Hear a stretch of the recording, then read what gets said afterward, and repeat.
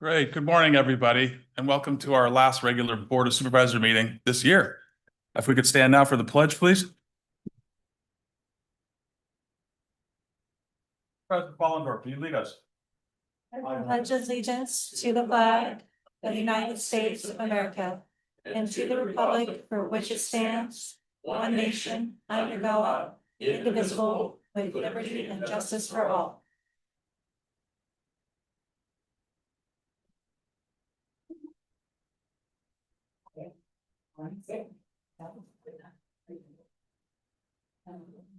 Great. We'll start with staff announcements. And we have Sweetie this morning. Good morning. Good morning, Ms. Medina. Good morning, board. Chair, honorable members of the board. Hi, Shauna. It's Sweetie and Shauna. So as you can tell, Sweetie is really sweet. She is an intact female boxer bulldog. She's approximately 2 years old and weighs about 73 pounds. She was found wandering near Calaveras Airport at the cement bridge on Highway 49. She's super easygoing and has an affectionate temperament. And we suspect she was someone's beloved pet because she is very well trained. As you can say, she sits, stays, and goes down. And we were told that we were standing in the wrong place the whole time. So they were getting a little shot of Shauna the whole time. She walks really well on a leash and keeps her kennel clean. This girl will be a great addition for a human family and will need to be spayed before she goes home. Again, we don't know her temperament towards cats. For our dog volunteers and our cat volunteers, our dog volunteers gave 727 hours over that because it was 727.25 of their precious time in November, and 14 pups went to their forever homes. Our cat volunteers gave 101 because it was 101.85 hours they gave of their precious time, and 8 kittens went to their forever homes. Again, CCAS would not be able to operate without our dedicated volunteers, and we can never thank them enough, and we are truly grateful for their kind and for these kind and caring humans. I did promise our statistics for 2025. Calaveras County Animal Services took in 310 pups. That's one pup, a little over one pup per day. We had to unfortunately euthanize 27 of those, and probably over half of those were hit by cars that were brought in by our public and good people. 2 went to the Calaveras Humane Society. 16 were direct transfers to other shelters. 137 were adopted by our community. And 112 were redeemed by the owners. That means that we took in the pups and the owners came to us to pick them up. For our cats, we took in 238 cats. We had to euthanize 28 cats. Unfortunately, we get in a lot of sick cats, hit by car cats. 4 went to the CHS, the Calaveras Humane Society. 1 was a direct transfer. 89 were adopted by our community, and 14 were redeemed by their owners.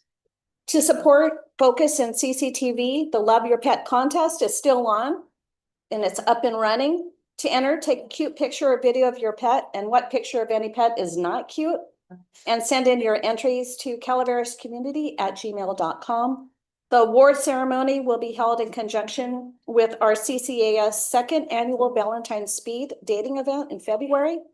Prizes will be awarded, including 4 $50 gift certificates, 2 season tickets to Murphy's Theater, and some libations if you're over 21. Winning photo videos will be aired on the Calaveras Community TV and published in the Pine Tree Net. This contest runs through January 31st. Our Pets Giving is still on through December 25th, Christmas. We are still looking for some donations from our community for our community animals and our pantry. Some items we have received already include canned and dog cat food, bags of dog and cat food, toys for our cats and dogs, and blankets. And that is all I have. Thank you, Lisa. Thank you, Shauna. Thank you, Sweetie. She wants to go home with Sheriff Whiting. Good morning, Sheriff. Good morning, everyone. I'm sure many of you saw the Sheriff's Office press release about a week ago regarding a search warrant service and a couple subjects that were arrested in regards to their dogs attacking livestock. So I just wanted to come up behind Lisa and commend Calaveras County Animal Services for coordinating with the Sheriff's Office under Director Medina and Michael Vasquez. They're working short-staffed with limited resources, and they're actually working on, they did to complete that investigation and working on a number of investigations stemming from irresponsible pet owners. So I just want to remind everyone that Calaveras County does not have a leash law, quote unquote. But Title VI of our local ordinance focuses on animals. This includes responsible pet ownership, requiring dog licenses, addressing nuisance barking, prohibiting abandonment, and prohibiting dogs from running at large, meaning dog owners must exercise due control of their animals and prevent them from running at large or trespassing upon the private property of another person without consent. Most of the charges are infractions in our ordinance, but they can escalate to misdemeanors, especially for some of these ongoing problems. So really, I just want to come up and commend Animal Services that they are doing what they can with their limited resources, but please everyone, for public safety, for the quality of life of your neighbors, please exercise responsible pet ownership. Thank you. Thank you, Sheriff.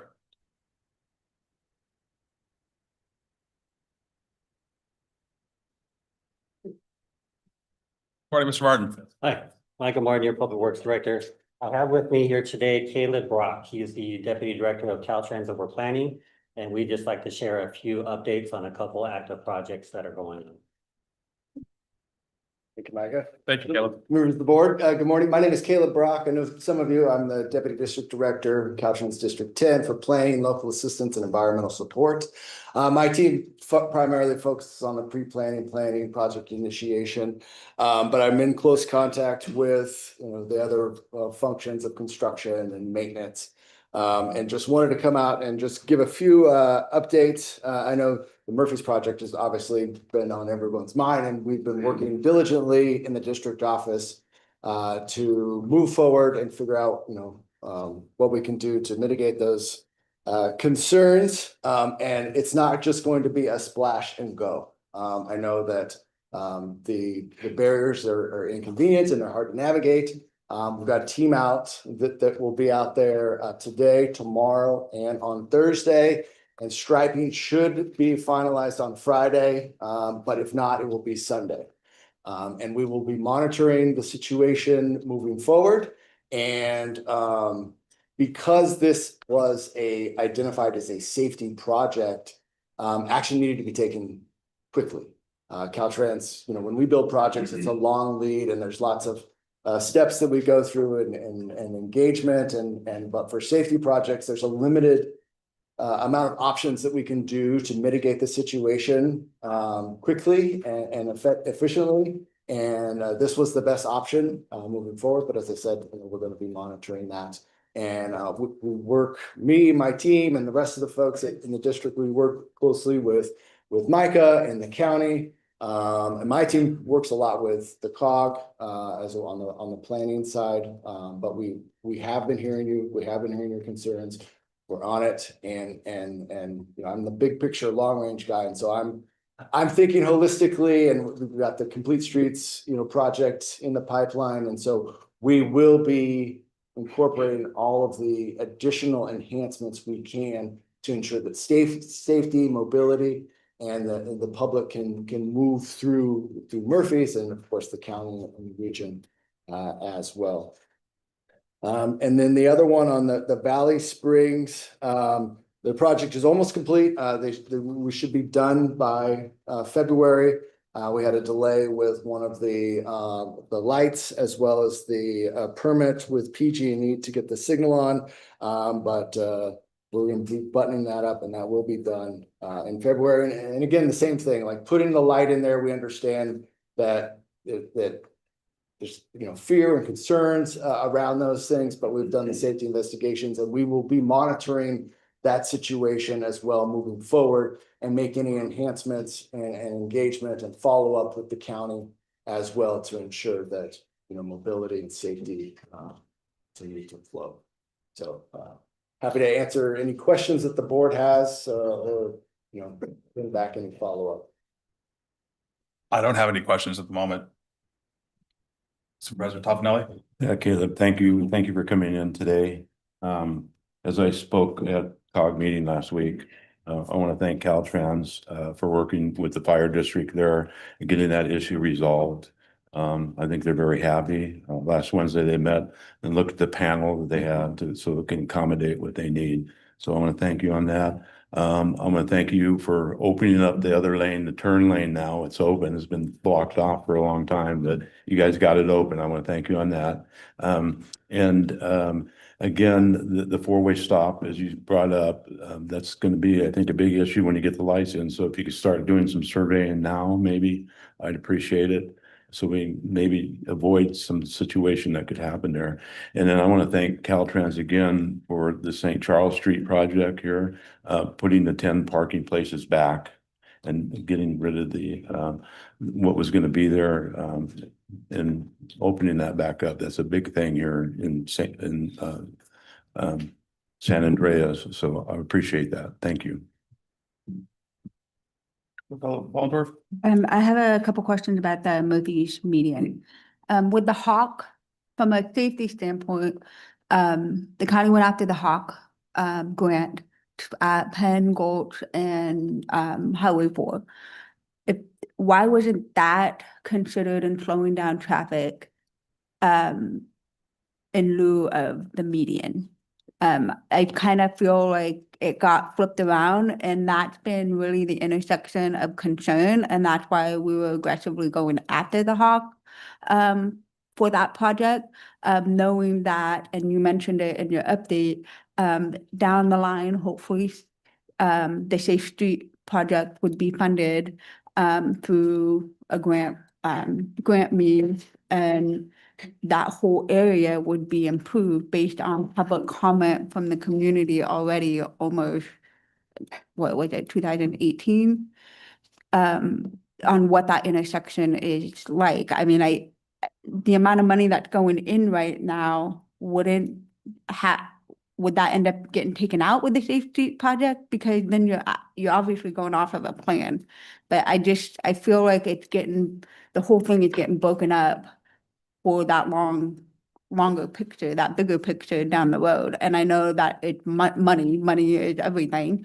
But why wouldn't we, if we've got the Hawk going in, that's going to definitely slow down traffic before that intersection and kind of pump the brakes on the median project so we can accomplish it as you said, a bigger picture rather than chop this whole thing up. If I could jump in on that also really quickly. The Hawk program, we did get the grant, as Supervisor Follendorf said, but it's not going to be for another year and a half before that starts to go in. And I've asked numerous times for some sort of temporary measure so that people know that that crosswalk is there. It's I personally have been in line when I've stopped behind a car who had stopped for people crossing, the person behind me, because now there's that middle lane, pulled into that middle lane to gun it because it couldn't figure out why we were stopping and nearly hit the people. 3 months, we've been sitting there with pylons in that median that could have honestly been used temporarily to show people that that crosswalk is there. I won't get started. I want my constituents to talk. So I'll Caleb, if you wouldn't mind just answering some of their questions after public comment, that would be awesome. Thank you very much for coming. I really appreciate it. And I'm sorry that you're the person that's here. And I could just speak a little bit more to Supervisor Follendorf's comments about the Hawk program. So the Hawk intersection crosswalk is, primarily focused on pedestrian safety. So there's an effort to enhance that crosswalk, provide flashing beacons and do other things to make it safer for pedestrians. The median itself is for vehicle safety. So there's a safety project focused on vehicle safety and another safety project focused on pedestrian safety. The Hawk project is more of a planned project that they've been working on. That's why the lead time's been a lot longer. The median is more of a minor A safety project, which is expedited much more quickly than the planned projects are. So that's why you're seeing a difference in the timing. But yes, to your comment, we are looking at all the different nuances of the various projects that are happening in Murphy's and making sure that we're coordinating accordingly not getting ahead of ourselves and doing improvements that we may ultimately have to take out later. So that's part of what our focus is at this point, is focusing on the other improvements that need to be done and try to package something together that's conducive and cohesive with the other needs that are there now. Thank you. And then I have one more thing I wanted to talk about, like engagement, as when we build normal projects, there's a certain amount of engagement that we do and we do that. And we are currently in the early stages of developing a district engagement playbook, which is a statewide effort, but then each district has their own a playbook, and there'll be more engagement. This is the flow of engagement from pre-planning, planning on into maintenance will be better synchronized. And part of what I was talking with project management yesterday about preparing for today. And one way of bettering our engagement with the board here is that project management can come, we think, twice a year and spend 25-30 minutes. Do a presentation to the board about the upcoming projects and kind of timeline on things, because we have a lot of projects going on in Calaveras County, and in some of our smaller communities where the state route is the main route. It's when we're working, it's invasive, and the improvements are great, but if we can have your guys' participation and you're aware of what we're doing and you're aware of when we're going to be out and doing these engagement activities and you're there and participating, then we're all on the same page. Not everybody's going to be happy all the time, but at least we can share that information and work together on solutions moving forward.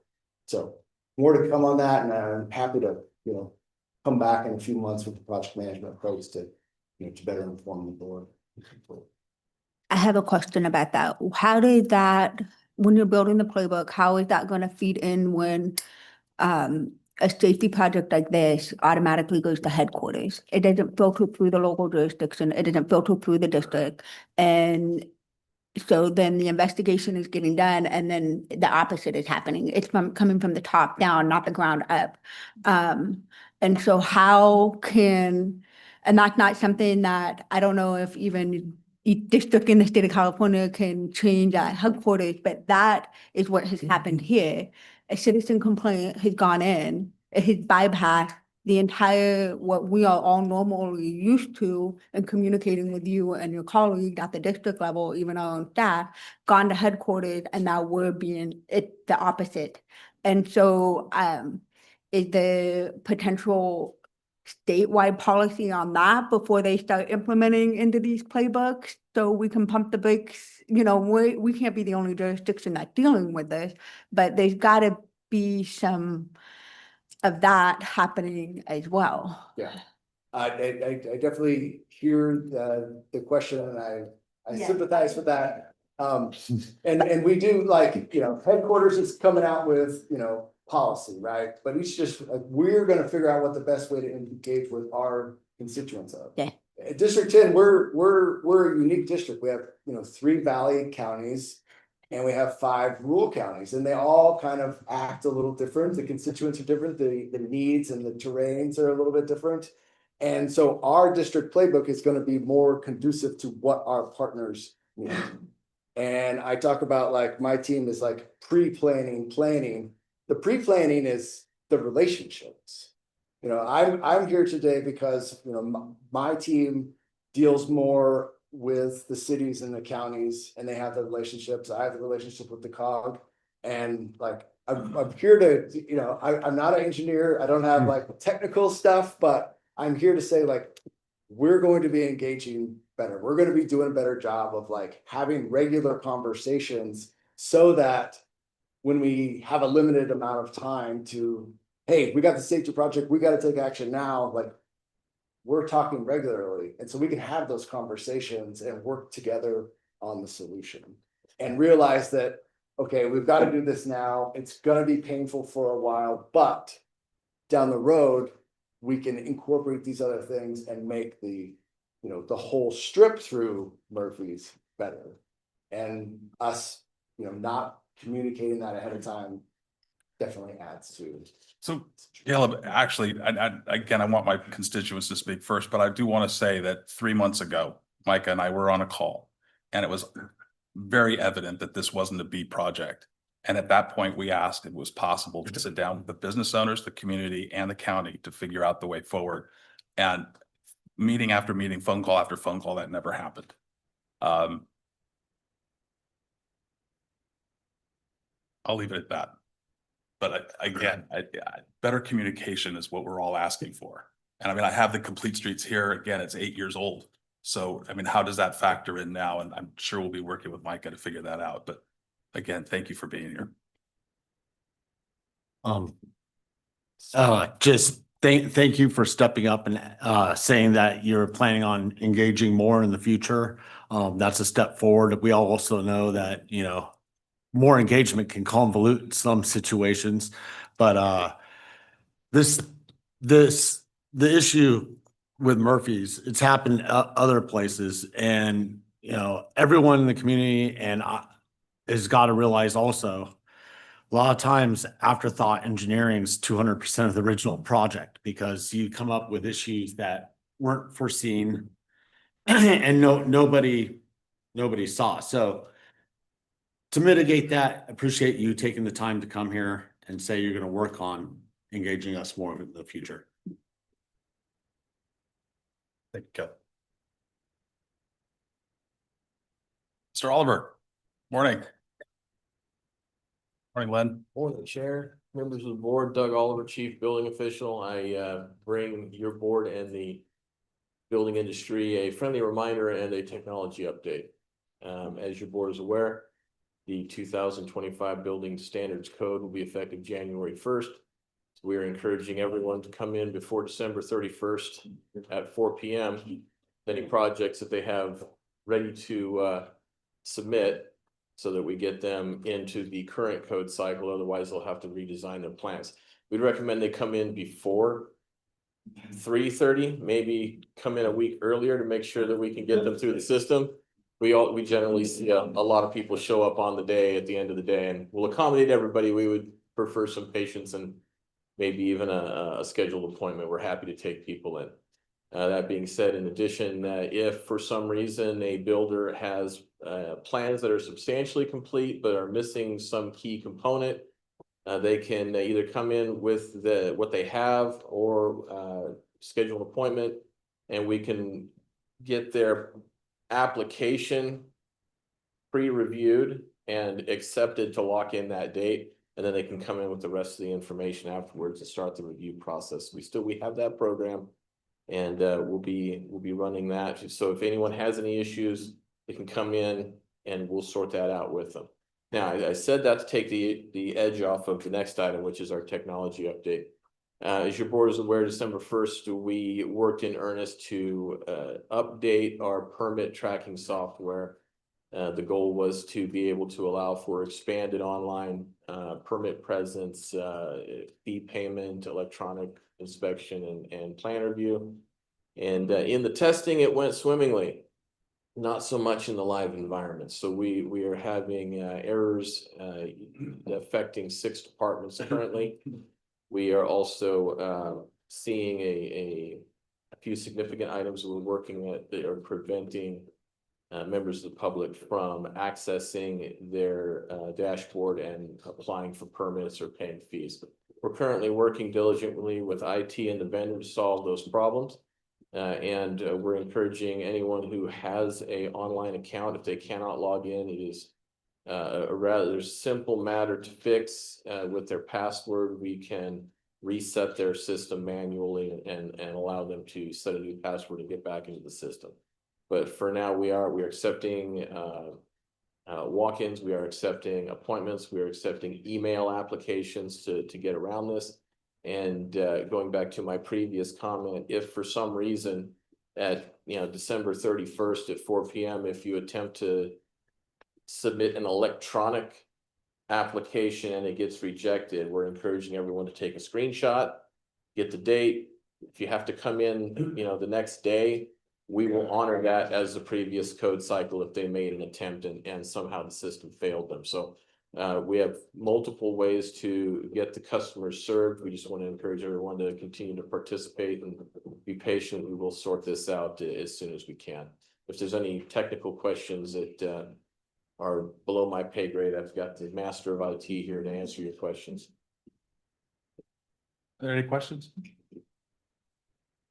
Thank you, Doug. Very good. Thank you, Lynn.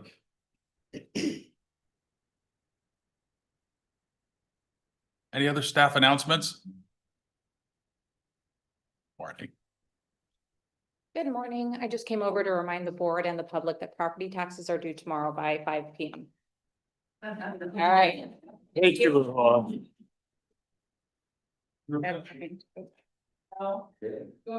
Yeah, would you mind?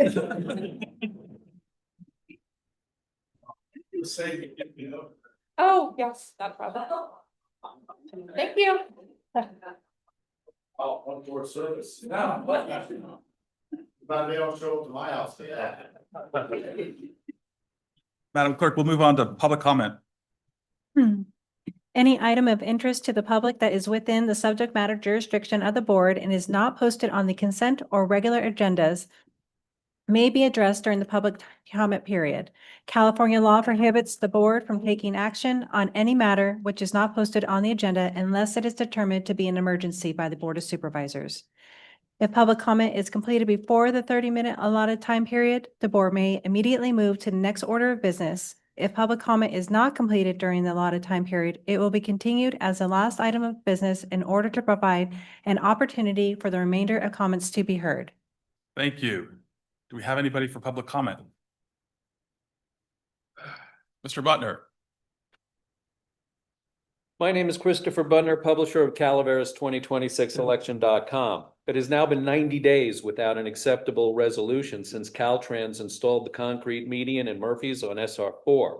2 weeks ago, I stated here that Caltrans was not without fault in this concrete median debacle and that we would review important findings and facts at today's board meeting. The data-driven justification Caltrans used for the median project was flawed. Facts and statistics support the argument that Caltrans made an error in judgment with their limited and aging data set used to justify this concrete median for installation during fiscal year 2025-2026, burdening our community with an unnecessary highway hazard. I recently filed public records requests with the California Highway Patrol and with Caltrans. My analysis of the preliminary responsive records received to date from Caltrans and the official final responsive records just received from CHP indicate the May 2019 to March 2022 Caltrans traffic collision report summary that was used to justify the project was a statistical anomaly. The collision rate was 17 collisions in 34 months during the Caltrans study period from mid-2019 to early 2022. That's 6 collisions per year during the Caltrans study of that 1/2 mile segment of SR4.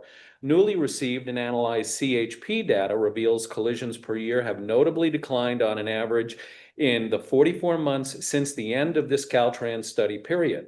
CHP's data specifically reveals that there have been only 12 collisions in the last 44 months, inclusive of November 2025 on that same 1/2 mile segment of SR4. That's only 3.27 collisions per year on average over the last 44 months, a reduction by nearly half. That reduction in collisions per year represents a very significant metric that Caltrans failed to consider. Notably, there were no fatalities during the most recent 44-month timeframe. I previously mentioned that the fatal accident Caltrans cited as partial justification for the median occurred more than 6 years ago in August 2019, and it was more than 13/100th of a mile or 2 football fields east of the controlled intersection from where the concrete median ends.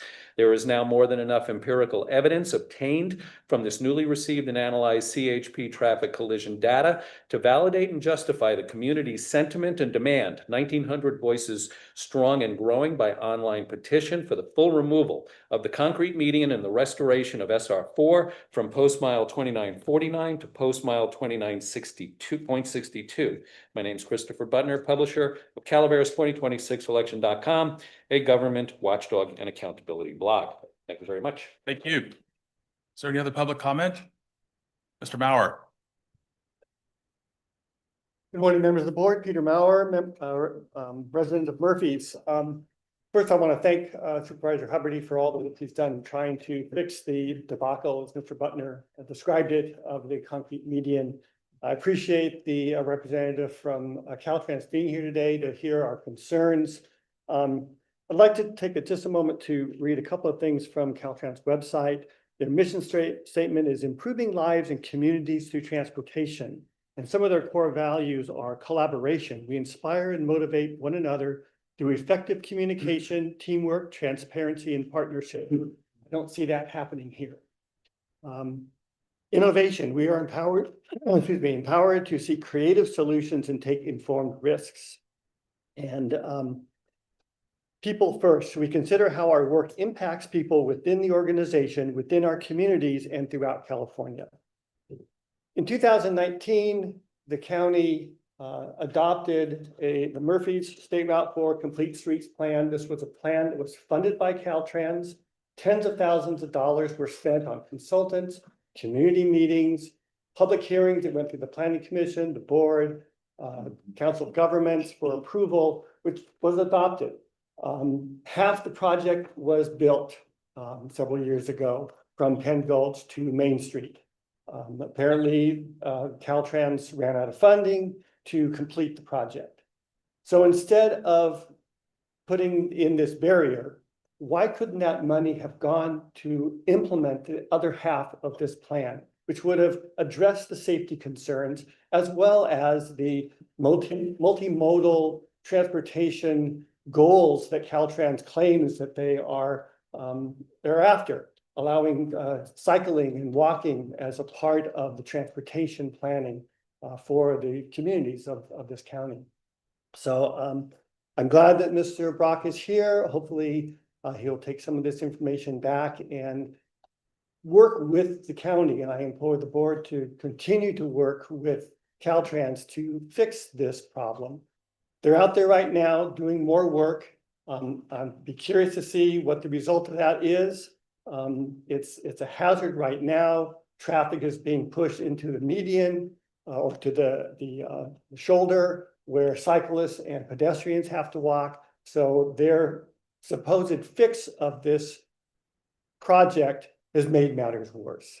So again, I thank you for your attention and continued work with Caltrans, and hopefully Caltrans will hear us and work on implementing this plan rather than this so-called emergency plan that they have adopted. Thank you. Thank you very much. Is there any other public comment?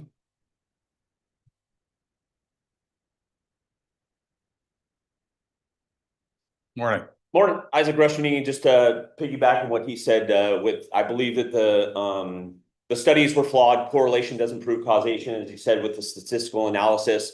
I believe that with that mentality, we should redo the wagon trail realignment. A month ago, we had a rollover vehicle accident, compound fractures, patient was flown to the valley, and that's one of the newest pieces of pavement in the county. And a lot of that was because Caltrans didn't take into consideration the track meet at the fairgrounds. So we had thousands of students coming up for that track meet, and the light got backed up all the way to Pool Station Road, creating a hazard there. You can't have a relationship with the community when the first thing you do is put bars around your office. The Caltrans office is probably the third most secure place in the county, besides the county jail, Angels PD, and the Caltrans office. You can't have an open door policy with that. And they're just not talking to the community. They're not integrating. The one way on Highway 26, you can't even get a fire bulldozer through there. You have to reroute them. The one way down on the wagon trail realignment, I've been sitting there when there's 2 CHP waiting with red lights on to go through. Valley Springs, if you get dropped off at the end of town, you can walk down the sidewalk to Taco Bell. That's going to be nice. Angels Camp has been a mess. I don't think there's a relationship at all with the county. And that's a lot of the problem. Caltrans has become just a process. Just they're doing their job, but it's just become a process. And it's almost to the point where it's like Calaveras County is being punished because of our political stand. Whether the county in general took a stand against Newsom's impeachment or the the Republican vote for the president, it feels like they're punishing Calaveras County on all the projects and they're not getting input from us. Thank you. Thank you. Is there any other public comment? Julie? River? Okay, we'll move on then.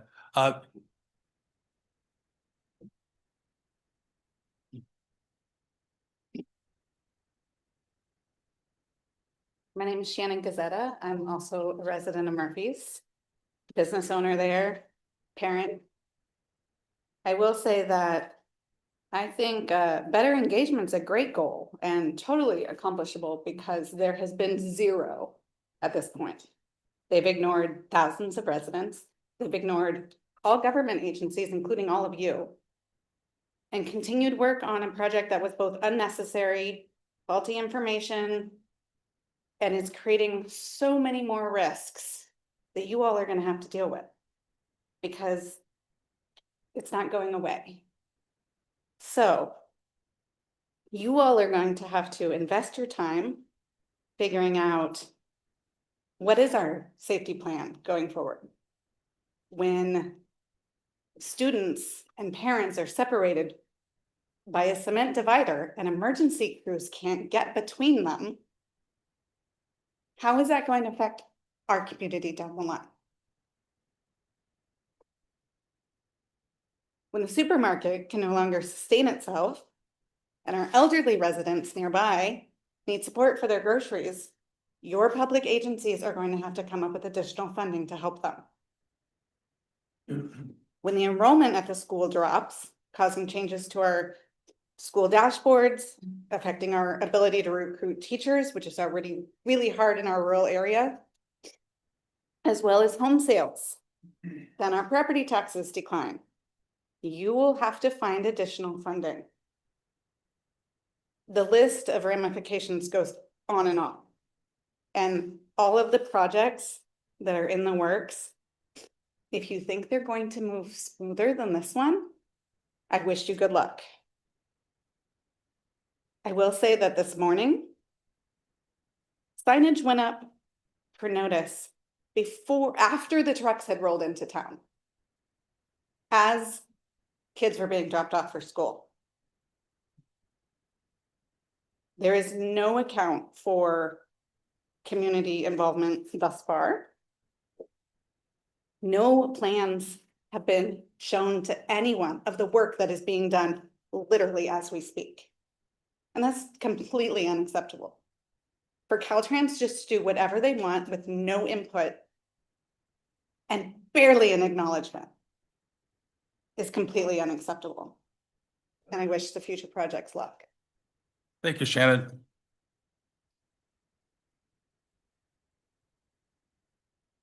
Is there any other further public comment? Caleb, do you want to address any of those questions? Thank you. Yeah, I did. I heard the concerns. I know we've been hearing these things, and yeah, just because I'm here and talking about engagement and relationships, it's great talk, but you know, Caltrans, me, my team, like, we need to step up, and we're committed to better engagement, listening, participating, informing, so that the projects that we build are beneficial to the community and improve safety and mobility throughout the region.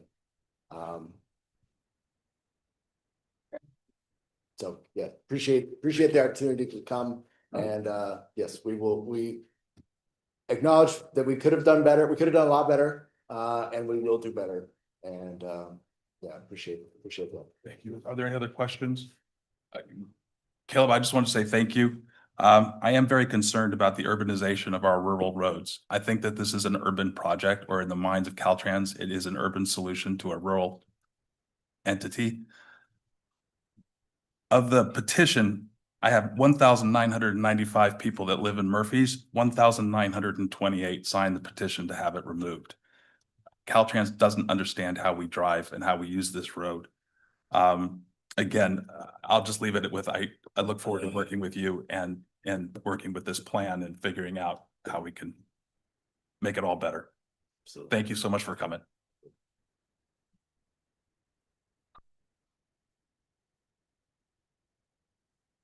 Any other public comment?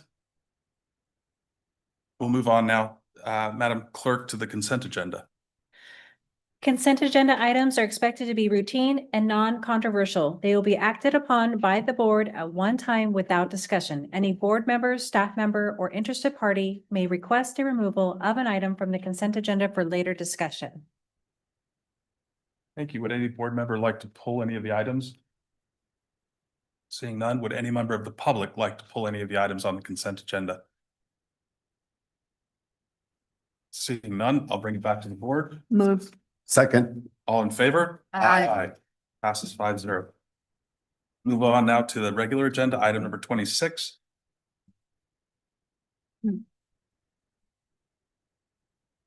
Item 26, Agreement Public Works, approve and authorize the board chair to sign a stipulation for entry of judgment between the County of Calaveras and Discordia Ranches LTD partnership resolving Calaveras County Superior Court case number 20CB 45113. Thank you. Good morning, Mr. Packinger. Good morning. This item is the culmination of years of work, discussions, negotiations, and a lot of effort from many people behind the scenes, including for us, we had an attorney that helped us tremendously on this. And that's what's before you at this point. So I'm here to answer any questions that you may have. Just let's hurry up and do this before anything changes.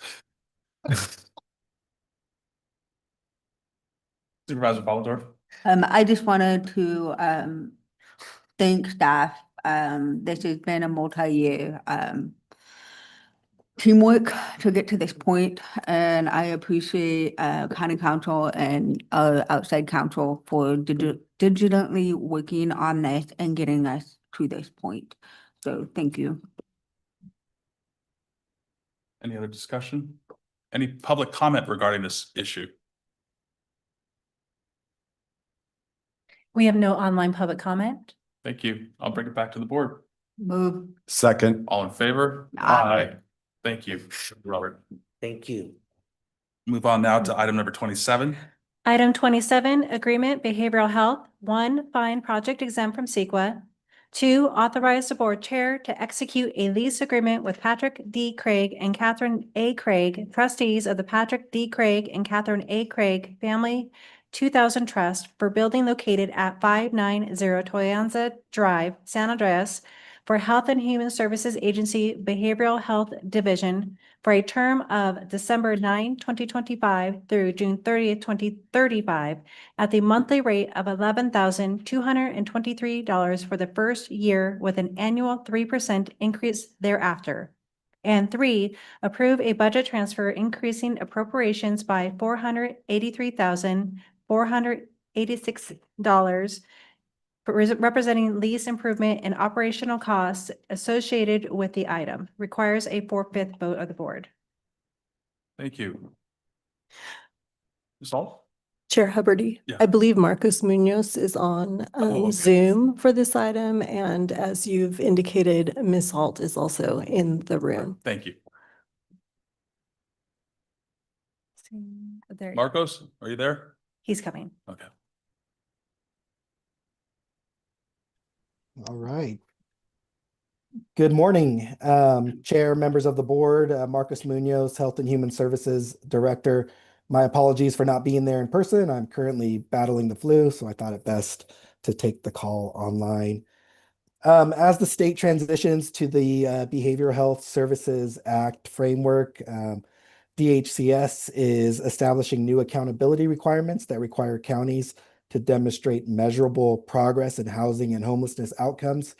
On April 8th of this year, BHS held a study session to discuss housing opportunities. The board gave direction to not purchase any properties, but rather look at other options. We continue to work with our local nonprofits, but housing inventory is limited. Before you today is another solution. We are proposing a master lease with property at 590 Toyanza. We have also secured a grant to renovate the building. This lease will ultimately help us to reach our performance metrics. I do want to be clear that this is not a shelter. This item does require a 4/5 vote.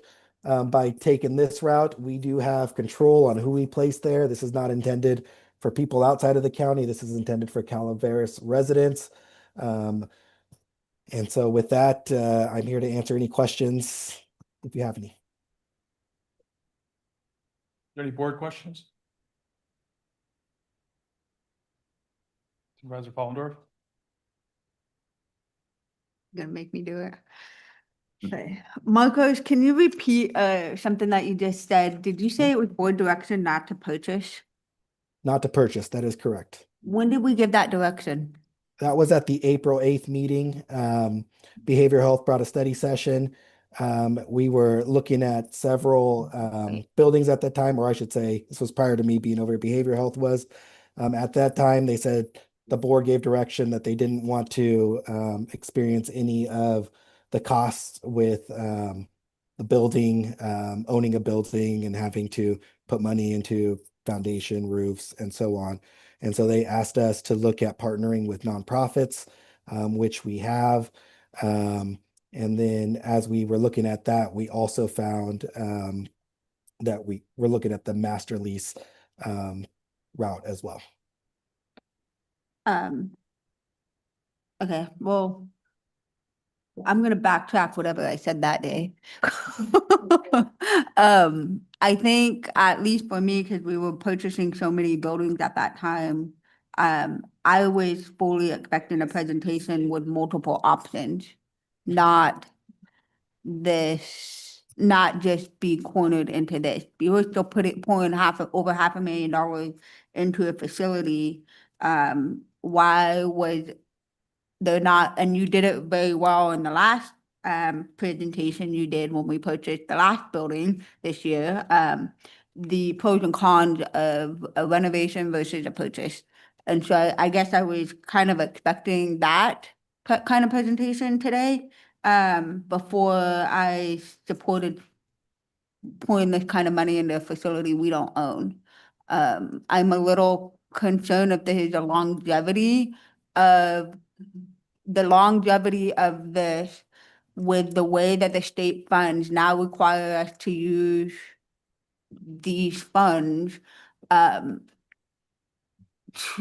maximize it,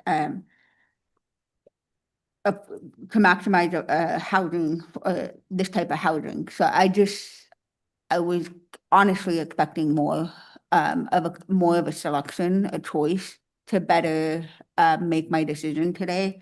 So I get that we're limited and there's probably a timeline, but I also don't want to be put in a corner where we're spending over $500,000 on something we don't own, and we still got to pour 30% of this budget into it until the state decides we don't have a mandate, which could be 20 years from now.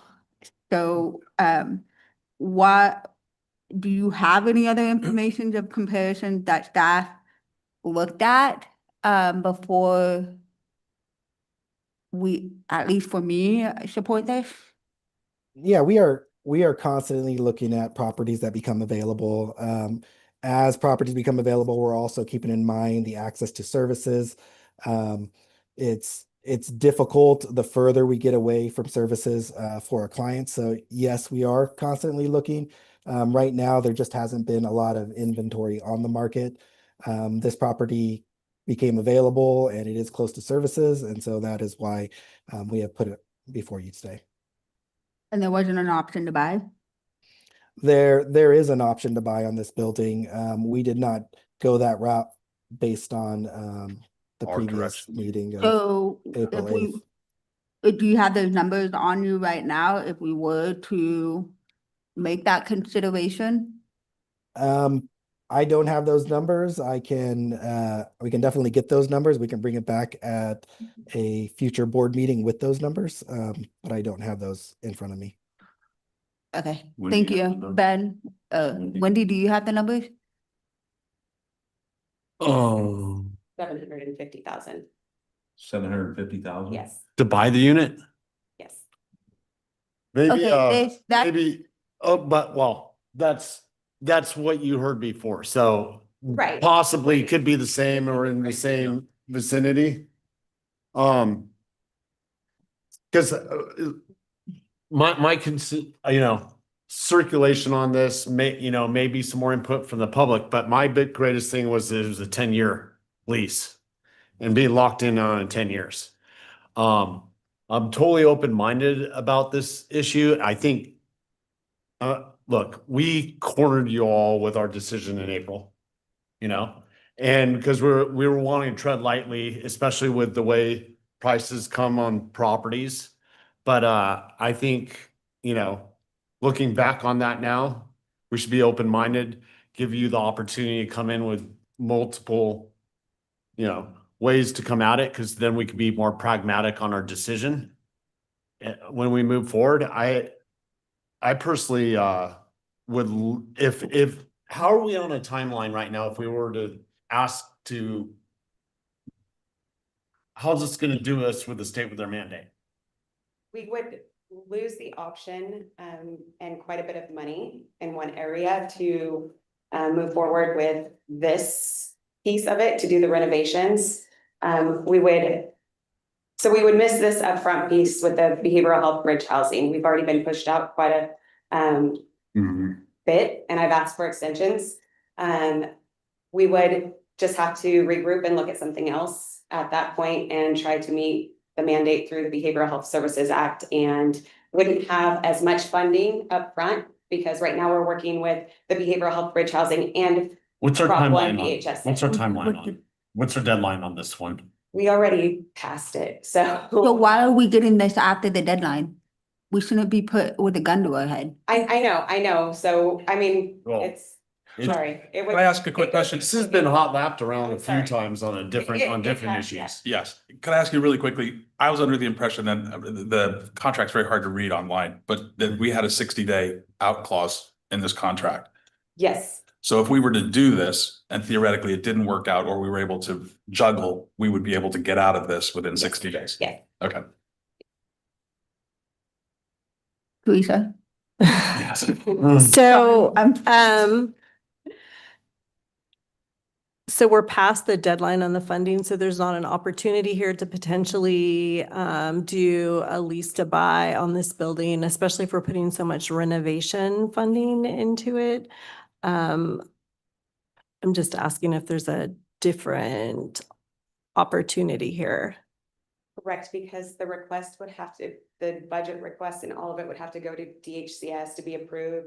It just has to go through different processes and it changes the application request there for approval, and then it has to come back. Yeah, there's just different steps. Because it changes what we're asking The for. bureaucracy is Yeah. convoluting it. Yes. Is there unrestricted fund in your budget to make a purchase offer while you still utilize the fund for the renovations? Marcus? Does that even make sense? Yeah, no, it does. We do have funds. I of course would prefer to use state and federal funds to purchase rather than our local county dollars. It's just more prudent that way. But I wouldn't recommend using our local dollars to purchase it. I understand that, but given the timeline, could we spend and then get a reimbursement? As we go through the process. You're still gonna be using those funds to pay a lease, so, I mean, how did that money work? Like next year, do you put in for it, or is this locked in for the next 10 years with this facility? I think, So- sorry. So part of the changes coming across with BHSA, beginning July 1st, 2026, we will be required to take 30% of our MHSA dollars and use that to pay for housing as a whole, housing services. We don't have it so- either. So that will be July 1st, 2026. And so that's still a little ways away. Right now, this lease that's in front of you, the renovation and the initial lease will be paid for by a grant through June 30th, 2027. I do think that we could also go back and look and discuss with the owners a lease option to buy while we're in the lease as well. I don't know that they would be opposed to that. And I don't know that that would be much of a change with the funding because it would still be a lease, just at the end. It would be changing ownership of the lease. So it After wouldn't be 2027 right. option. So I just see the price on it going up after the Yeah. renovation money goes in, Yeah.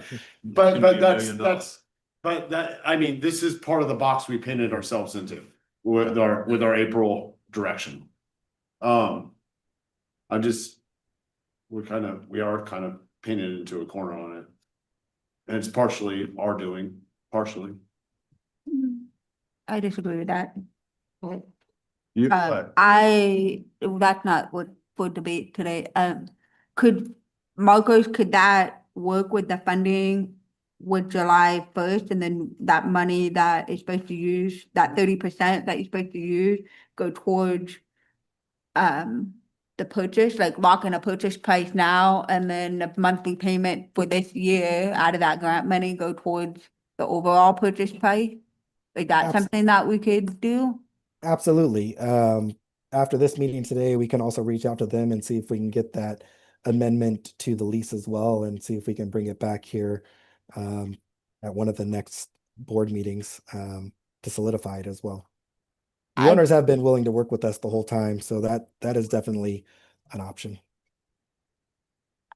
Yeah, but I'd rather, at that purchase price, that's more reasonable. I mean, I think at least when I was making my decision in April, we were doing multi-million-dollar purchases. And we had to pump the brakes. This is rather reasonable, especially if we're gonna pour nearly almost the cost, more than half of what would even be the purchase, let alone a down payment. So I'm open to buying the facility if you guys can make those numbers work and that lease contract, but that's just me. I'll let the other board members speak. I completely agree with that. You know, if we can find a way to work this into the lease that we're going into right now, I would definitely be willing to consider it. Marcus, we have a long meeting today. Is there a chance that we'd be able to get an answer on this in the next couple of hours? No, because they got routed through. No. So if we're gonna change the action that's proposed, I And then we have to think you have actually, to re-agenda that. I do have a question for this almost $500,000 renovation. How many rooms? How many living quarters for $500,000 is this house gonna have? we're looking at 10 to start, but it'll be in phases. So it'll depend on the architectural concept that comes back. We're hoping on the first floor, individuals, but on the second, maybe at least one family unit. So $50,000 for each room. Cost for renovations. And if we purchase the building, we'll still have to renovate the building and Yes. come up with the funds for renovation. And that you're only talking half of the building right now, the bottom floor. So we would have to come up with $1 million to do the whole thing, renovate it. Is that correct? Or is that That's what I'm hearing? correct. But we have the funds. So we have the funds and we spend them or it goes back to the state. And it's not general, it's the behavioral health bridge housing grant that came, and we just don't have enough space in the county to spend it right now. So we're using it in other areas that we can. It's just we don't have enough options to really use it at. It's not enough housing. And the length of time, do you have any estimates? You have $483 estimate for the renovations. Have you had any contractors go in and look at it? I can't because I have to. Because you don't go have, through the so steps. you're just, this is what we have. This is what we need. Step by step.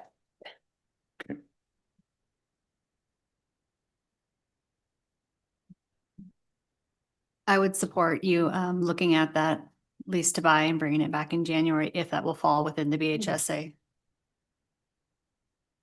Can't make that work. I can't. You can't, no. No, can't make that work, because it's gotta circulate through the state, you just said, right? If the board feels that this is, when something like this comes up where you have to act, you could, exercise a special meeting. Special meeting, yeah. But the state channels. But we still have to go route it through the state to get it to go.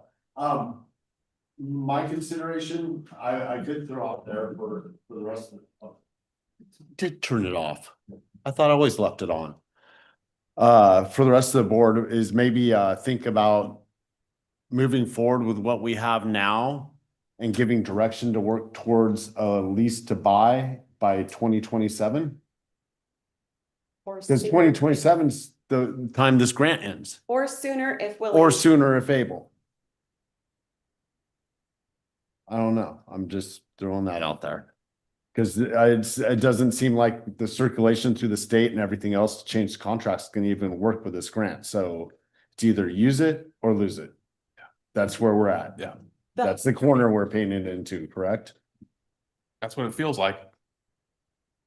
I mean, Correct. The hard part is if we also lose the money that we have with behavioral health bridge housing and we end up with just the BHSA where we have to purchase with just those funds, we don't have the extra funds to renovate and the aesthetics, the appeal, the curbside, the extras that you get to with the BHBH funds. Even if you're just leasing, you get to do those things with the BHBH funds, which we won't later on down the road. You just have to make it ADA compliant and all of that. So, I mean, it's tough. I understand. After this building, are there gonna be consideration for this department to find, more housing in the county for this, under this? I mean, is that a goal?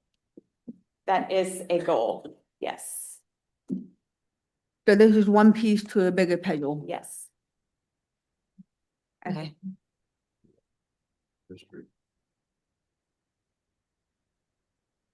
Supervisor Randolph, do you have anything to say? I think we have to go forward. I will make a motion to move. Oh, hang on just a second. I've got a public comment Oh, first. okay, Is there any public comment regarding this? sorry. It's Craddock. Hi, I just want to bring in a public safety perspective on this. We have a lot of mutual clients between behavioral health and probation. And right now, those coming out of state prison and the county jails have no place to transition to. A lot of them end up homeless and kind of just floating around, causing a lot of mischief. If I have a transitional place to put people, it is a whole lot easier to supervise them. It's a whole lot easier to get them to treatment. This is a project that Wendy and I have been working on, discussing on how probation can support this, what we can do within the facility and outside the facility to make this successful. And I think it's very important moving forward, just crime reduction wise. And if you also think about our homeless population without transitional housing and somewhere to start, they are not in a condition to go straight into housing. They need treatment, they need some skills built, they need jobs, and that's what transitional housing's for. That's what probation and behavioral health is learning. We're all specializing in these days, is doing those transitions. But without this housing, we can't do it. We won't be as successful. So I just want to leave it with that. Thank you very much. Is there any other public comment?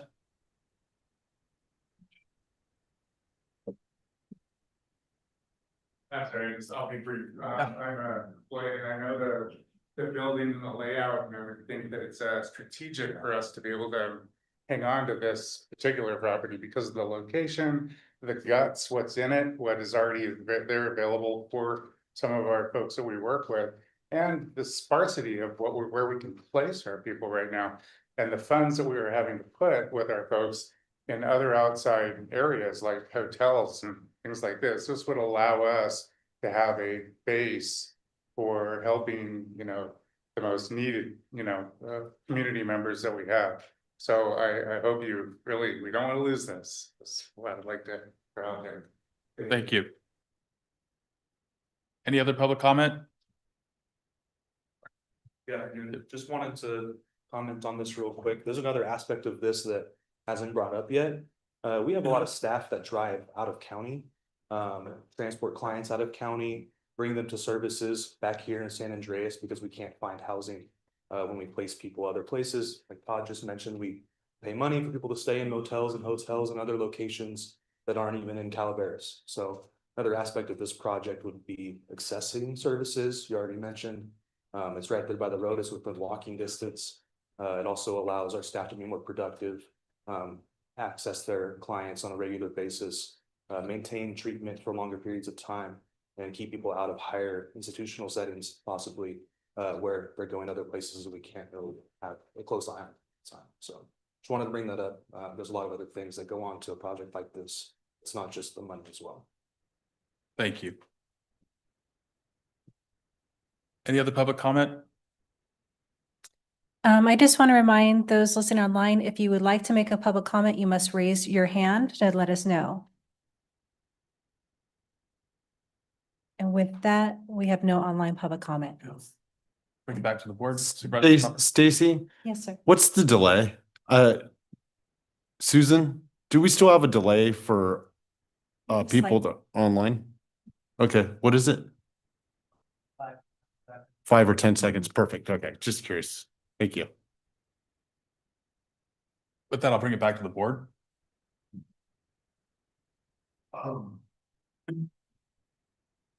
Yes.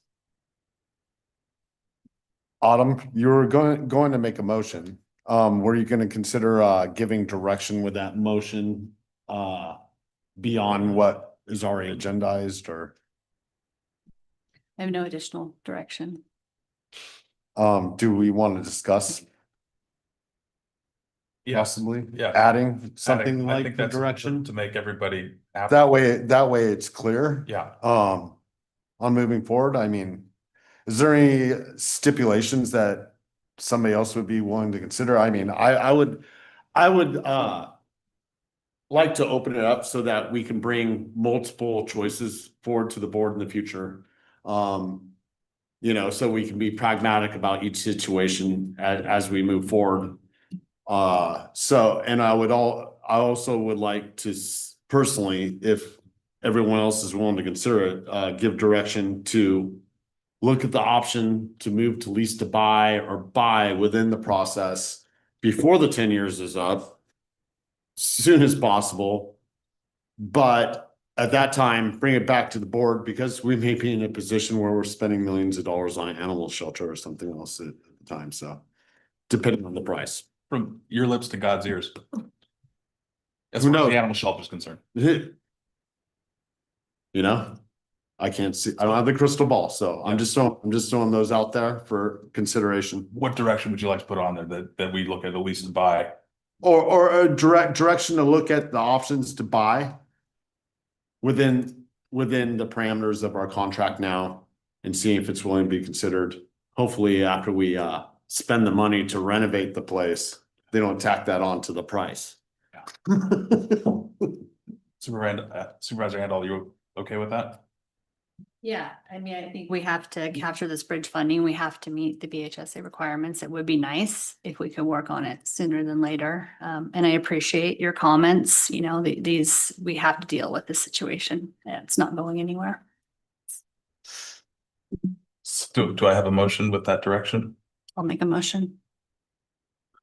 I'll second it. All in favor? Aye. Aye. Nay. One opposed? Yeah.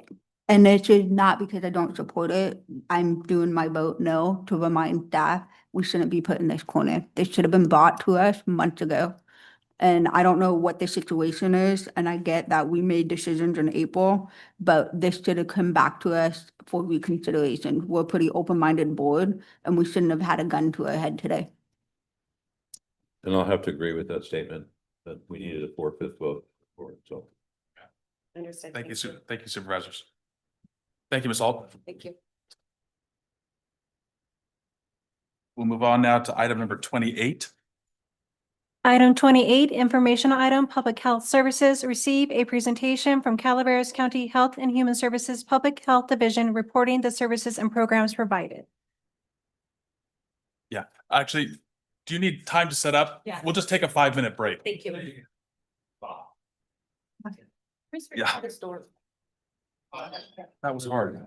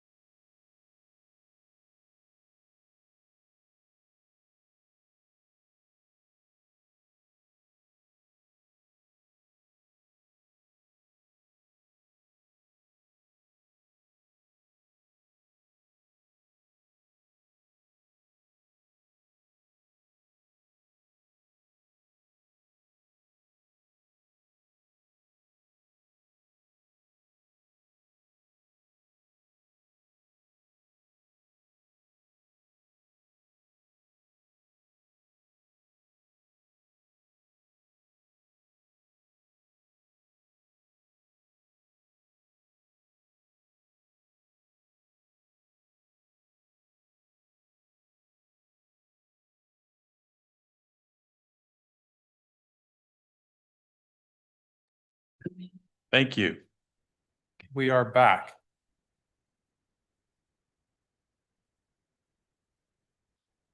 Just make sure your mics are on. This is on. Okay, I'm glad you can see that. Thank you. Good morning, board. Kyrie Biker, Business Administrator for Public Health. Haley Graham, Health Education Program Manager for Public Health. So thank you for the opportunity to present. We're going to bring our annual update for the work that Calaveras Public Health is doing. 2025 has been a year of continued growth, improved partnerships, and strengthening our ability to serve every community in Calaveras County. And today, the Public Health Leadership Team is here to provide a brief overview of our programs, accomplishments, and a look ahead to 2026. So our mission is simple but foundational, to improve the health and well-being of everyone in Calaveras County. The mission guides every program, every service, and every partnership. Our values, community engagement, social responsibility, excellence, and equity reflect how we approach public health. We strive to ensure that public health services are accessible, culturally responsive, and grounded in data and best practices. There we go. This next slide highlights the 8 core service areas within public health. Each area plays an essential role in protecting community health, from emergency response to family health programs and data-driven epidemiology. Our teams work collaboratively across divisions and with community partners to ensure coordinated and effective public health response. In the next few slides, the team will walk through each area briefly to give you a picture of the scope of work that we provide to the county. To get us started, I want to talk a little bit about our health response and preparedness program. So this works specifically within the Public Health Emergency Service Function 8. So when we talk about emergency preparedness in the sense of public health, it is really a med health situation. So more specifically, our emergency preparedness funded program is really focused on maintaining supplies just in case we do enter into any kind of public health emergency. So we do have a total inventory in stock of those supplies. We also work alongside our hospital here for a hospital preparedness program, as well as some other clinics and healthcare facilities in the community. That's really ensuring that they are also equipped to move forward in any mass emergency that may happen on a health level. Additionally, we get funded through CDPH for our pandemic flu program. So PanFlu really focuses on ensuring that we have flu vaccines, and later did focus on COVID-19 support in the long run. And so we maintain that program to ensure that those seasonal respiratory diseases are managed in a way that allows access for everyone to kind of get those services. Additionally, we have our Healthy Communities unit. And so this is really focused in our prevention side of community wellness. And our team goes out a lot, and you'll see them out a lot in the community in the education realm. And so this is our injury prevention program, which installs free car seats for any individuals in the community who are in need. We also do life jacket training fittings and helmet fittings as well. And we distribute those items throughout the community at no cost. On top of that, we have our mobile programs and services. So that is our clinic van that you'll see sometimes in the community. This has been mobilized a lot more this year and hoping to add on a few additional services this upcoming year. But with that, trying to increase accessibility for preventative health access. And so we have been doing blood pressure screenings, working on developing A1C screenings, as well as some of our vaccine support in that realm. Additionally, we have our nutrition education and physical activity program, also known as CalFresh Healthy Living. So this is the prevention arm of your CalFresh eligibility side. This team goes into schools and community-based programs, and essentially helps them develop safe eating habits, and additionally helps them. We have a lot of gardens at some of the schools that they help develop and maintain. This program, unfortunately, will be no longer funded come April of 2026. So we are working really hard to ensure that the programs that we have started are sustainable without us moving forward. So working with some of those schools and senior programs to ensure that that help is maintained. On top of that, we also have our oral health program. And so this is a team of one currently, but this team goes into schools and helps educate really young students essentially on healthy brushing habits, making sure that they have access to toothbrush, toothpaste. It also facilitates our kindergarten oral health assessments. And so last year they did approximately 700 kindergarten oral health assessments, which was a big feat to tackle alongside with our First Five program, which you'll hear from a little bit later. Additionally, we have our tobacco prevention program. Also working in the community, we have a youth-based coalition and adult-based coalition. They work alongside some of our substance use team at behavioral health as well, ensuring access to making sure people have the ability to quit smoking when they want to. Also having some support in terms of policy development and ensuring that we have an environmental system that is supportive of eliminating or preventing tobacco use in our communities. Additionally, you'll see this sometimes as well, our substance use prevention education. This really works with our opioid safety side of things. And so we will host naloxone trainings. And so it'll teach you how to address and identify a naloxone or an opioid overdose if that ever were to happen. And then we also distribute free Narcan throughout the community, so it's easily accessible to individuals. On top of that, we have our epidemiology and informatics unit. So this team really focuses on our community health assessment. It is our cyclical assessment that you'll see about every 3 years. That comes alongside our community health improvement plan. And so that is developed with the data that is collected from our community health assessment. Our epidemiology team is really the one that works on this. And so they gather the data, analyze some trends in the community when it comes to health.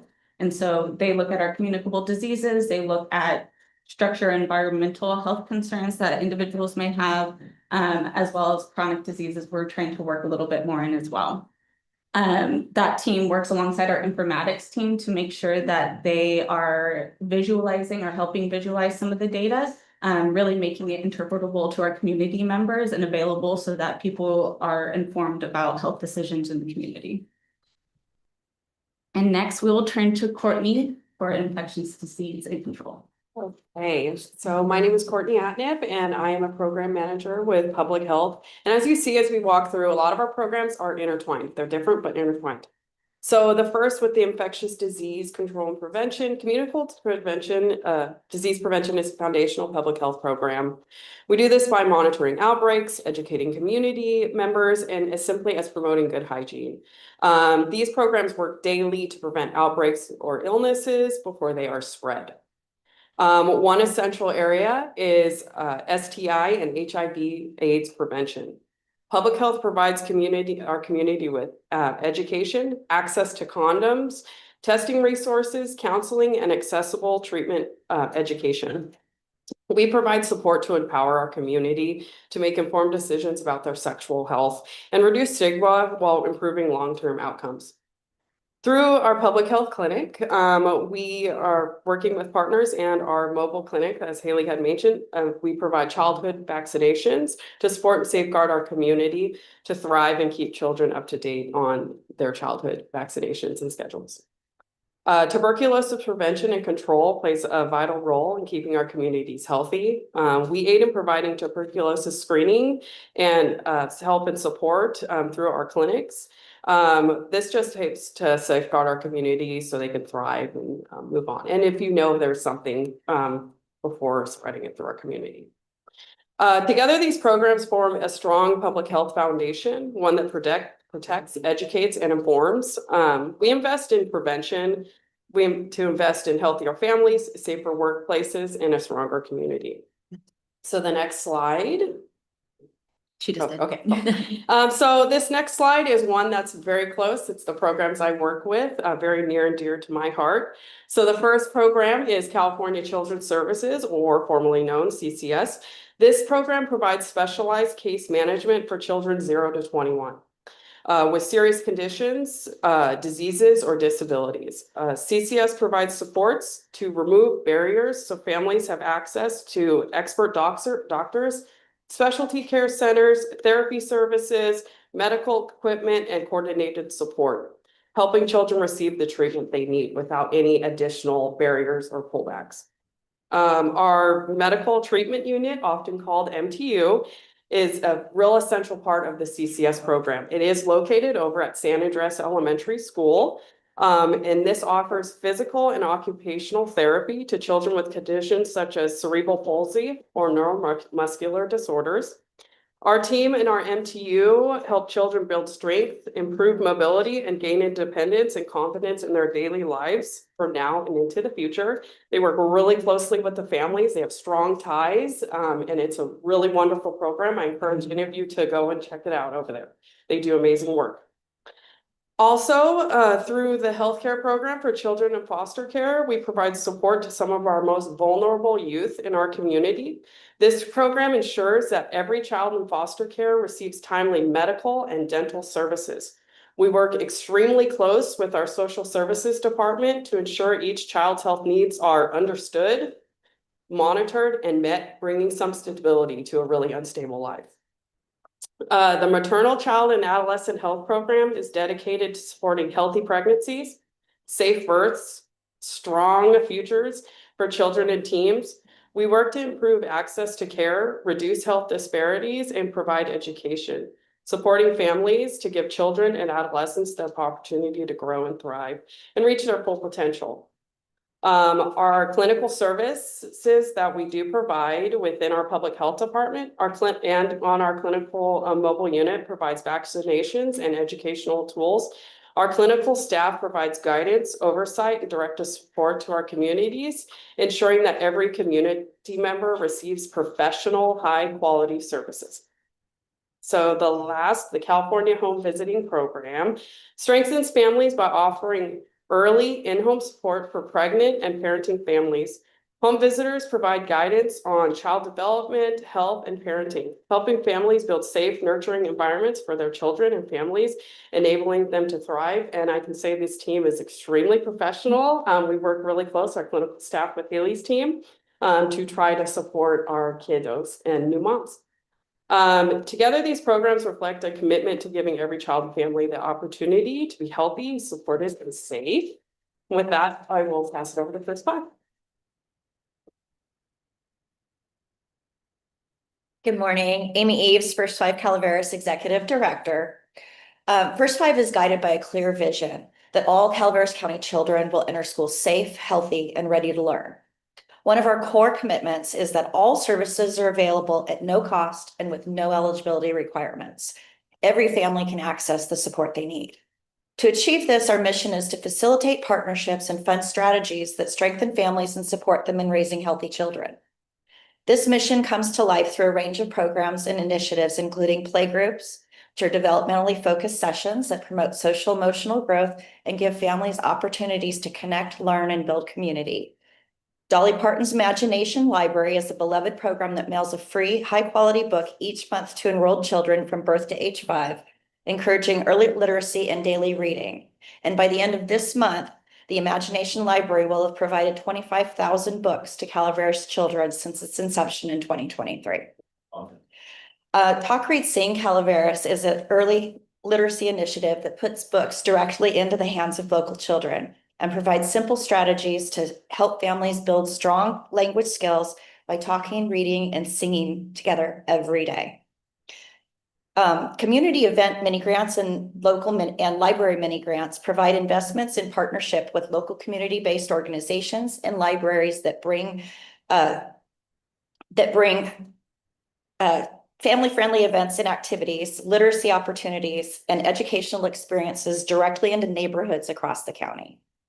Strong Start Calaveras is our quality improvement program that enhances the quality of early learning environments for young children by supporting child care providers and caregivers through coaching, training, and resources. Strengthening Calaveras families is a countywide effort to support families with children up to age 18 through Prevent Child Abuse Calaveras and Mental Health Services Act funded parent and professional education. This program strengthens protective factors and promotes positive parenting. Together, these programs reflect our commitment to giving every child in Calaveras County the strongest start possible.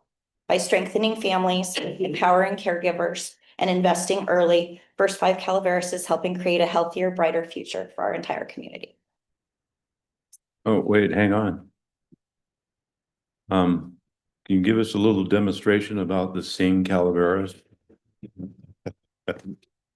No? Maybe. Operations and planning supports the entire department by providing administrative services, fiscal oversight, policy development, and communications. It also strengthens our department's internal capacity. So our program teams, all of those programs that were just listed, can continue to focus on meeting community needs. In the past year, we've increased efficiency in the admin processes, reintegrated embedded fiscal back into our division, and improved internal communication, and continue to invest in staff development. So looking forward to 2026, we have several major priorities. We'll continue to work on addressing the social drivers of health. We're rolling out updates to the community health data dashboard to provide residents and partners with more transparent and user-friendly health data. We will update our community health improvement plan to reflect community input and emerging needs. And then finally, we'll be launching our updated public health strategic plan, which will guide our department's direction for the next several years. So our work is only possible through strong partnerships across county departments, community organizations, and this board. So we thank you for your time. And if you have any questions, we're happy to answer those. Thank you. Are there any questions? Other than the singing does. Just, with the stock of an emergency preparedness, how often do you have to turn over the stores on those? Because, they expired. Yeah, it depends on expiration date of what item. So a lot of times we're looking at PPE, personal protective equipment. And so if the masks last than 5 years, then we hold on to them. But we try to evaluate biannually what those dates are, and then we'll have to get rid of them and resupply them as needed. Thank you. Is there any public comment regarding this informational item? And we have no online public comment. Great, I have a couple, Chair. thank you. The school nutrition program, that's 100% gone. Unfortunately, yes. And so right now we did get confirmation that whatever funds were left over that we had anticipated to come through 2026, we will be able to utilize. And so we're working on purchasing some supplies for the schools that we have been working with to ensure that they can maintain and sustain some of the work that's been done. But unfortunately, a lot of the education and the team being able to go in and spend time with the students to learn about healthy living habits and how to access food will all be eliminated. That's unfortunate. Justin and Gwen were like celebrities on those school campuses. Definitely, yes. And just to piggyback on what Amy said about First Five with the Dolly Parton Imagination Library, that was in McCollum Hill exclusively for many years. And over the last couple of years, they've expanded it to all of Calaveras. It's an incredible feat. Thank you all. Thank you. Thank you. Thank you so much. Thank you. Thank you. Judy, if we did our last regular item, is Mr. Dungy all right if we do just another 5 minutes? Okay, thank you. Could we go ahead and, yeah. What's that? Okay, thank you very much, Supervisor Stopper.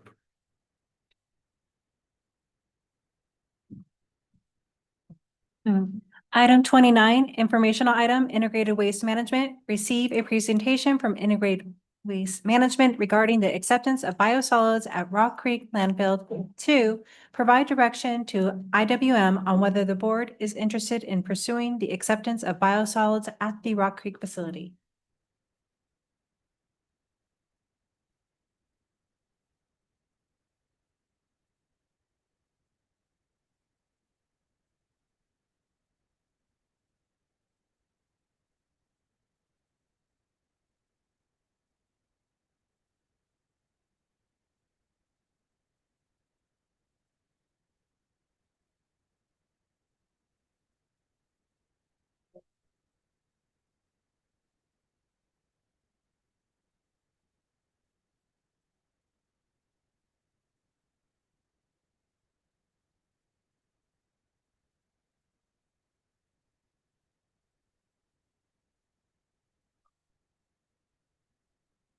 Good morning, Ms. Kashi. Good morning, board. Jennifer Kashi, Director of Integrated Waste. I'm going to do a short presentation today regarding biosolids. and I will keep it short. I know we have a time constraint here. The purpose of this presentation today is to give a quick background of what biosolids are, the history of biosolids, how it pertains to the county, and looking at some direction from your board on how we'd like to review the potential acceptance of biosolids. So what are biosolids? They are organic wastewater solids that can be reused, disposed of after a suitable sludge treatment process leading to sludge stabilization. So some terminology that may be confusing as we talk about biosolids is sewage sludge refers to the solids separated during the treatment of municipal wastewater. Biosolids refer to the treated sewage sludge that meets the EPA pollutant and pathogen requirements. So sometimes those are used interchangeably, but they are very different terms.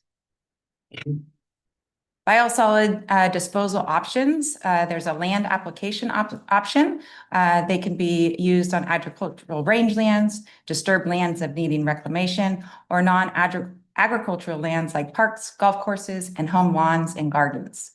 Biosolids that are to be beneficial use must meet federal, state, tribal, and local requirements. Those are Class A biosolids. There is a possibility of incineration, the combustion of organic matter and inorganic matter in sewage sludge by high temperature in an enclosed device. Landfilling, which is what we're talking about today. The sewage sludge and biosolids may be disposed of in a municipal solid waste landfill, such as Rock Creek, with other waste. Sewage sludge disposal in a municipal solid waste landfill is regulated under the Resource Conservation and Recovery Act and the EPA's accompanying regulations. That would be a Class B. History of biosolids as it relates to Calaveras County. In 1993, there was authorization of the disposal of wastewater treatment sludge at Rock Creek landfill, pending further evaluation of beneficial reuse alternatives. In 2001, acceptance of biosolids as alternative daily cover, which means that it was used as a cover of the waste. Every single day, we are required to do a cover of the waste, and we were able to use the biosolids for that matter. In 2009, there was authorization, the acceptance of non-hazardous wastewater treatment sludge from Calaveras County Water District, San Andreas Sanitary District, the Valley Springs Public Utility District, and the City of Angels Camp under this new acceptance policy. Some of the highlights of the policy was the original intent of accepting biosolids was on a short-term option only.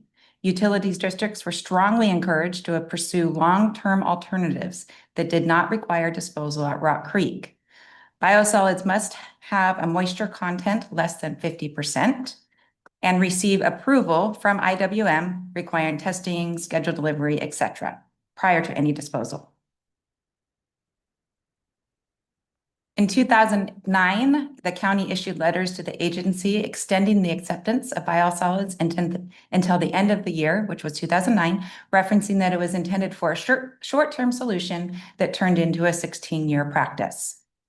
In 2012, the county added Murphy Sanitary District as an authorized agency to dispose of biosolids and extended the acceptance of biosolids at Rock Creek. In 2014, we modified the criteria for acceptance of biosolids for alternative daily covered, containing in the policy on acceptance of biosolids at Rock Creek Waste Facility.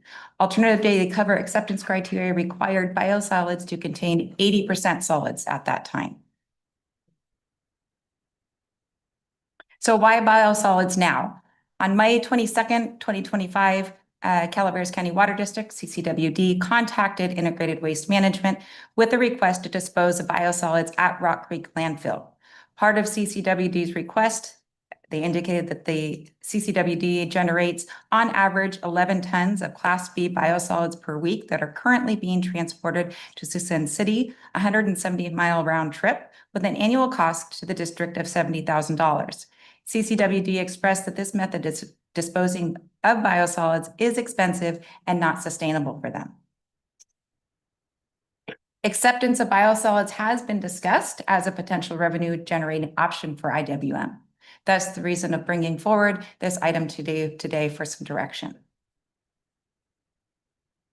Potential benefits and drawbacks. Benefits is a revenue source, potential revenue for IWM.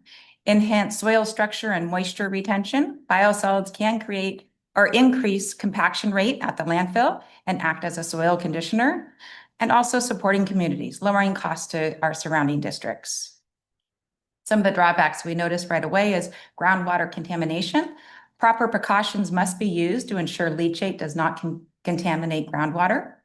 Increased methane gas. Rock Creek utilizes a flare for landfill gas collection system. We must ensure that that collection system is equipped to handle a potential increase in gases. Forever chemicals, often referred to as PFAS. Biosolids may contain persistent contaminants like PFAS, which do not break down in landfills. This is an ongoing conversation. It's a heightened awareness to PFAS as our regulatory agencies are looking at these in great detail. Just a few elements to evaluate is additional wear on equipment. Due to the abrasive nature of biosolids, we need to consider the impact to the equipment at the landfill. The breaking in of the new cell operations right now are placing a 5-foot lift of soft waste on the entire floor of phase 3A, which was newly constructed. And the question is, how does that impact how does this impact that process? And would that introduction of biosolids need to wait until that first layer of waste is placed to properly dispose of it? Could we place the biosolids in cell 2B as a final waste? Establish a mechanism invoicing, fee schedule or contracts. The current climate in California and Cal Recycle related to the biosolids, and this comes back to the PFAS question and the implications long-term. Increase administrative management and reporting. Staff safety training to handle the special waste, staff safety concerns, any impact to EIR or CEQA, and update the joint technical document. Staff, I'm looking for direction today as if the county wants to consider accepting biosolids again at Rock Creek, and also for direction on staff to thoroughly evaluate all the implications of potentially accepting these biosolids. So essentially looking for feedback from your board, direction. Do we want to thoroughly investigate all of these questions and these elements to consider? Is that something that we're interested in pursuing? Any board comments? Yeah, I have some comments. I have a little bit of history on this because back in 2009, they were required to dry it out before they gave it to us because we used it for cover. It was costing them more money and time and area to dry it out. So they decided to truck it out in liquid. And so my question is, are they asking to come back to us? Is it going to be dried out? Is it going to be 50-50? It used to be 80%. Or is it going to be liquid? What is it that we're asking us to accept?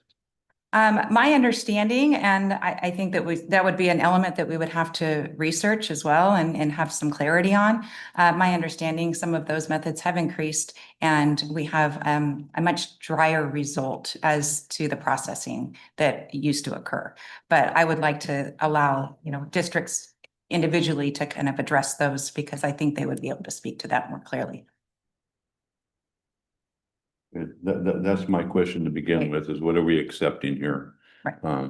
It used to be dry, at least 80% dry again, and that's what we accepted and we used for cover. Then they didn't want to dry it out. So anyway. Yes, and maybe to more clearly answer that question, Rock Creek would still require it. IWM would still require those standards to be put in place. But as it relates to their processes, I would allow them to speak to those more clearly. Supervisor Fallenberg? I'm just gonna say I'm open to the conversation. I know since I've been on the board, it has been a discussion with CCWD from the 2x2 to just informal discussions about it. I know they have a challenge. They need to find a location, and some of the things that have been presented, the community has not taken, has not liked those proposals. And so I would like to explore solving this problem that we have. And it's not just CCWD, making it available. We have a resource that other partners in the community can utilize if they do need it. and see what that looks like. So, yeah, I'm open. Supervisor Randall? Yeah, this list of elements to evaluate, very interested to see what you, the experts, come back with. I'm gung ho for it too. I just have a question is how do these other agencies deal with the drawbacks that are presented? And don't answer that now, but I mean, again, just to do a little bit more homework. And when you say these other agencies, the receiving agencies, the other landfills, is that what you're, yes, absolutely, Thank you. yes. Is there any other? I was gonna say Ben's out there having a good time. Is there any public comment regarding this? Good morning, everybody. My name is Damon Wyckoff. I'm the Director of Operations for the Calaveras County Water District. Thank you, Jennifer. I'd like to thank you for consideration of this item. So to answer your question about drying the biosolids, yes, absolutely. We have 4 wastewater treatment facilities that we use what's called a belt press to dry the solids into a cake. And then the belt press pushes that cake into a roll-off bin. And so right now what happens with those 11 wet tons per week is that they're deposited into a roll-off, and then in the middle of the night, Gamby Trucking from San Andreas rolls in, picks up that unit, drives it to Sassoon, and deposits it. All of the waste is analyzed, so all the constituents of concern are analyzed before we can dispose of the biosolids at the waste facility.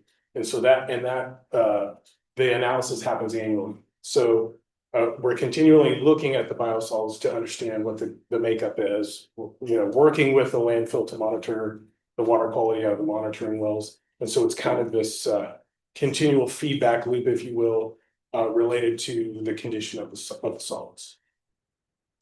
In regards to PFAS, so just for your information, CCWD has analyzed all the surface water supplies and groundwater to our treatment plants for the presence of PFAS. So in the raw streams for the water supplies, it's all non-detect, absent. We are in the process now of analyzing the waste stream for PFAS. So if they are present, it'll be a very interesting conversation to have because they won't be coming from the surface and groundwater supplies that come from humans. And so that will be an item of consideration. Obviously, if we, as we discuss this further, I really appreciate your kind of your thoughts about continuing the conversation, because as we all know, biosolids are it's like a super thorny topic here in Calaveras County. Nobody really has an opinion about it. That said, I think we can all kind of like work through this as an iterative process to make sure that whatever happens benefits everybody involved, because I think everybody can recognize that a change in how we dispose of biosolids and where we dispose of biosolids results in a savings for our folks, which ultimately results in a savings for our communities.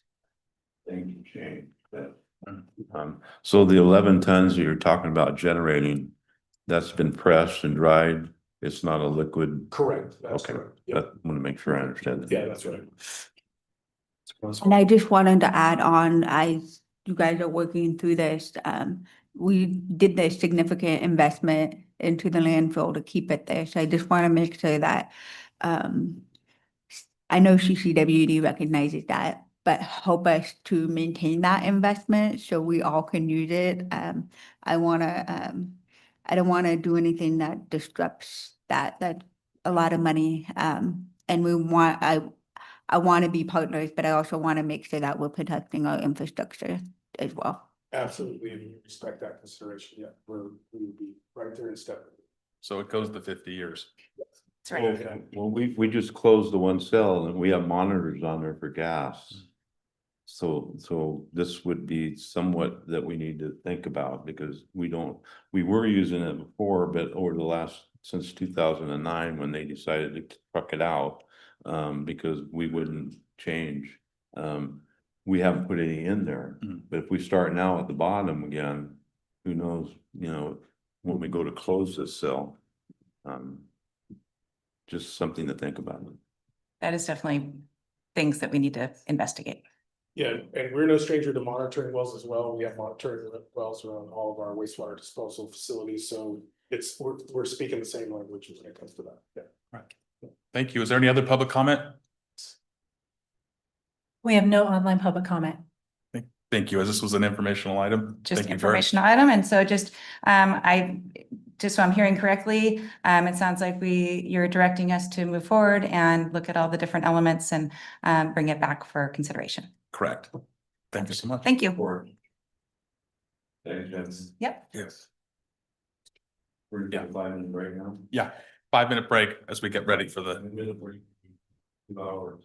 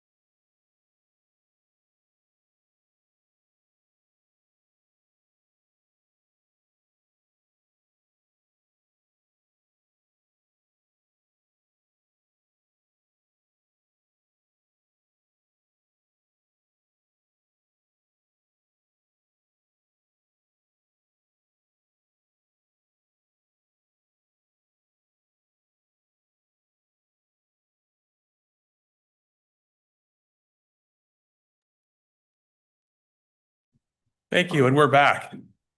All right, Thank I'll you get, very I'll much. get started. Good morning, everyone. My name's Gage Dungy. I'm a partner with the law firm of. Oh, yeah. Oh, yeah, I'm sorry. Go ahead, apologies, please. Sorry. Item number 30. Thank you. Thank you, Supervisor. Item 30, informational item, Human Resources, received the mandatory training required by Government Code Section 12950.1 AB 1825 to be conducted by Grade Dungy by Liebert Cassidy Whitmore. Thank you. All right, that Madam would be Superintendent. great. Hopefully everyone can hear me okay. Pleasure to be here. Good morning, y'all. As noted, my name is Gage Dungy. I'm a partner with the law firm of Liebert Cassidy Whitmore. I'm based out of their Sacramento office. I've worked with the county actually for several years. I've actually done this training for a number of supervisors and other employees. So it's a pleasure to be here doing this training before the board. I know we have a few other electeds and other supervisors who are present for this morning's training. We have a 2-hour training that we're doing that's required by law. We'll start here, take a break roughly about noon, about halfway through, let you guys move around. I know it's hard to sit through 2 hours straight. Take a quick 10-minute break, let you guys move. If you have any questions as we go through the training, please feel free to ask them.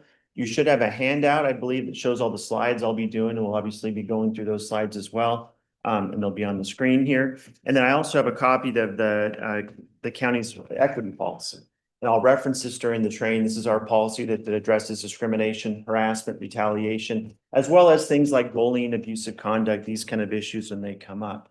So that's kind of a brief overview. I should mention in terms of background about myself, I've been an attorney now for over 22 years. All I've ever done is labor and employment law. And I say that because sometimes I talk to people when I do trainings and they'll say, Gage, can you help me with the will? Gage, what if I get arrested? Gage, I can't do any of that stuff. I don't know anything about that.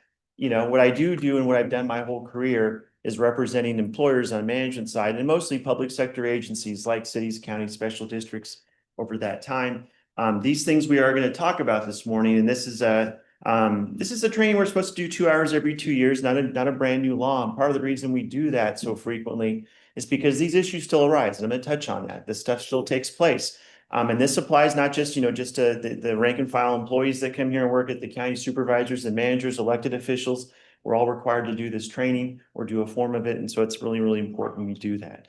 But we'll get jumping into that. So going to the agenda here, these are the things we're going to cover in this 2 hours. First of all, overview of laws and policies related to discrimination, harassment, retaliation. What does that mean? Where do these laws come from? It's important to kind of get a sense of where this is. They're not brand new laws. They've been on the books for upwards of 60 years. I'll even touch on that. We'll talk about protected classifications. We hear that phrase. What's that mean? Things such as race, gender, national origin, disability, religion, for example. But we're also going to talk about this concept of bullying and abusive conduct, something that is covered in the county's equity policy, not necessarily unlawful, but yet from an administrative standpoint, it's not something we should be tolerating in the workplace, and we can use our policy to address that when it comes up. We'll also talk about what is the difference between unlawful discrimination, harassment, retaliation. You hear these phrases, they're legal terms. They aren't the same thing. It's important to understand their distinction. They can sometimes overlap each other, but we'll explain what that means. And then finally, we'll spend a lot more time focused on types of unlawful harassment. These are the issues that do come up, unfortunately, on a daily basis in the workplace. And it's important to be aware of it and understand why we should not tolerate that, why we should address these things and prevent those things from happening. We'll end our training focusing on what are your obligations as a supervisor. And I'll explain what that means. And the duties of a supervisor, not just, a board of supervisor, being a supervisory employee, and that could also apply to your electeds here and how that applies. And then what's the county's obligation to address unlawful discrimination, harassment, and retaliation in the workplace, and what can we do to address that? But before I jump into that, I always like to ask this question first. Why are we here doing this training? I already kind of gave away part of it in my little intro there. The law requires it, right? 2 hours every 2 years. And so the law requires it. That's actually not a brand new law that went into effect in 2004. So we're looking at a law now that's been in effect almost 20 years, a little over 20 years, right? 2 hours every 2 years in terms of its effectiveness. That's now applied to elected officials. More recently, we now actually a few years back, even our non-supervisory employees are required to do 1 hour of training every 2 years. So the state law requires it. Our friends in Sacramento, where I'm at, the legislature thought it was important everyone does that. So obviously that's true. But from a county standpoint, from the entity of the county, do you think it's a good thing for us to do this training as well? And I would say, yeah. And here's why. And I've done this training, I've done literally hundreds of these trainings during that over 20-year time period. And one thing I've learned talking to a lot of different people, seeing what happens in the workplace, seeing these kind of things. One of the points that was made to me actually by a different county client, someone came up to me during a training I did, and they said, you know what, Gage, you're talking about the law requires it. And you're talking about, you know what, we don't want to get sued, for example, because I don't think the county wants to get sued, do we, for discrimination, harassment, retaliation? All true. I mean, liability, these kinds of issues are things we want to avoid. But one of the most, like I said, this one person mentioned during a break and said, Gage, I tell you what, that's all true. But let me tell you one other thing. We owe it to our employees to have a workplace that's free of discrimination, harassment, retaliation. All of your employees come here at the Calaveras County to serve your own constituents, your citizens, provide public services. They don't come to work to be subjected to discrimination, harassment, retaliation. And so that's really important. And I think it's important to think about that, and keep that in mind, because that's part of the reason we do this. Part of the reason we do a refresher every 2 years, which, for those that have done that, you've seen this before. Perhaps you've seen me do this training. I know I've done it here at the county over the years. And we see those things kind of come up, but it's important to remember that and reflect on that. And why I say this, though, is because sometimes I'll also hear, hey, just harassment stuff. This doesn't happen anymore. And I'll tell you what, wrong. Here's what I got up here. I got these different pictures of people, and these are actually current things we've seen in the news. I used to, when I started doing these training materials for our firm, and I'm in charge of updating them, I would almost have to update this slide almost on a monthly basis at one point, because we had so many different things happening. I try to keep this as kind of current as possible. I put up here just so you see, if you can tell, you look at the top left-hand corner, that's Harvey Weinstein. And I think everyone's heard about him, Hollywood producer. He's now in jail. He's the epitome of what I would call quid pro quo sexual harassment, because his MO, or modus operandi, so to speak, was sleep with me and I'll make sure you get in that movie. He actually ended up getting convicted from a criminal standpoint for some of his actions, and now he's in jail. Probably not going to be out anytime soon. I put up in the middle there on the top, that's the Me Too movement. One of the things I think that was real interesting that we've seen dating back to the late 2010s, 2018, 2019, that we saw this kind of resurgence of harassment issues in the workplace, and a resurgence of society saying this should not be tolerated, because we started seeing some high-level people who I think thought they were above the law, or no one's going to touch me, like the Harvey Weinsteins or others, heads of companies, corporations, electeds, other kinds of things. And we see that issue, and you see it arise. But some of the more recent ones too, Smokey Robinson, I got on the upper right-hand corner. That just happened this year. Earlier, I think it was earlier this summer, I believe, there were allegations that came out that Smokey Robinson had sexually harassed, I think it was staff members, maids at his home, others, housekeepers he had worked with. These are in the news. On the bottom here, in the bottom left, I got that's Vince McMahon, the World Wrestling Federation, or used to be World Wrestling, WWE now. I keep thinking WWF when I was a kid. They had to change it, right? Either way, he's no longer in charge there. Number of sexual harassment type issues that came up with him. The one next to him, though, is Fiona Ma. She's our state treasurer, an elected official. And the state had to settle a lawsuit earlier this year. It was last year, August 2024, for $355,000 related to sexual harassment allegations against Fiona Ma, our state treasurer. So these are rising at all different levels. Of course, I heard a second ago, Sean Diddy Combs, I guess, right? One of our entertainers. And he just, as we were aware, got convicted. He's going to jail now. And the last guy is a person named Skip Bayless, who was on Fox Sports or FS1. He's a sports columnist. He actually had also sexual harassment allegations by his hairdresser. These are just current ones. I mean, I could probably find newer ones and we could swap these things out. My point is, unfortunately, harassment does still take place. We still do see these issues. It is something that happens out there. And that's probably why we do this training, to make sure we know that at least here, hopefully at the County of Calaveras, we can do our part to prevent that kind of thing from happening, not put ourselves in that situation. So I always ask this kind of follow-up question after this. Should you want to be at this training? And I know you guys are busy people, supervisors and our other electeds and others that are here this morning for part of this training. I know sometimes people say, Gage, I got better things to do. I got to run the county. I get all that. However, understand that you got to do it, state law. Understand we want to do our part to protect our employees here at the county. And that's all very important. But why should you also want to be here at this training? And the most important thing is because individual liability can apply, personal liability.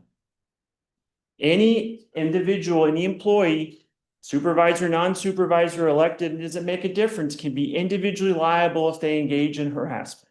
Supervisors actually potentially can be liable, mean supervisory employees, and they potentially can rise to the level of the board if they're aware of it and fail to act. And when I'm talking about, what's that mean? That means your money, not necessarily the county's. And the example I like to give on this, and it's an older one, but it just gives you a sense of it. This is something from the early 2000s. It involved FedEx. If you know that company, obviously a major shipping company. I'm sure they deliver here at the county every day, probably here at the county administrative building. FedEx had a sorting facility in the early 2000s. This is in the post 9/11 world. They had a sorting facility in the East Bay over near Oakland, where they had two individuals who were of Arab descent who came to work every day and were being subjected to racial slurs and comments based on their national origin. They complained to FedEx management. Nothing was done. They eventually, filed a complaint with what was then the Department of Fair Employment and Housing, which California State Department got a right to sue letter, and then filed a lawsuit in Alameda County Superior Court. Went to a jury trial, and they won. How much do you think they won? You want to give a guess? Millions. It was millions. True. Throw a number at them. It's okay if you don't want to. I'll help you out. $61 million. Of that $61 million, the individual supervisor who also engaged in this harassment, condoned it, failed to act, got hit with $1 million. I use that example because that's one of the highest examples I'm aware of an individual liability, $1 million. Is that an everyday occurrence? No. If we were here at the Calaveras County Superior Court, jury trial, we get $1 million. I don't know, maybe not. Or you go down to the federal court in Sacramento, maybe not the same thing. I get that. But let's take 1/10 of that, $100,000. Do you guys have $100,000 lying around? $10,000, 20, whatever it is. My point is, my assumption is for anyone who's, worked hard for the money they earn, that's probably something you want to use for your own personal pursuits, your family, or, other types of things. I fully get it, as opposed to something you could have prevented in the first place. Not engaging in unlawful harassment, or not condoning it, not allowing, not failing to act when we're aware these things take place.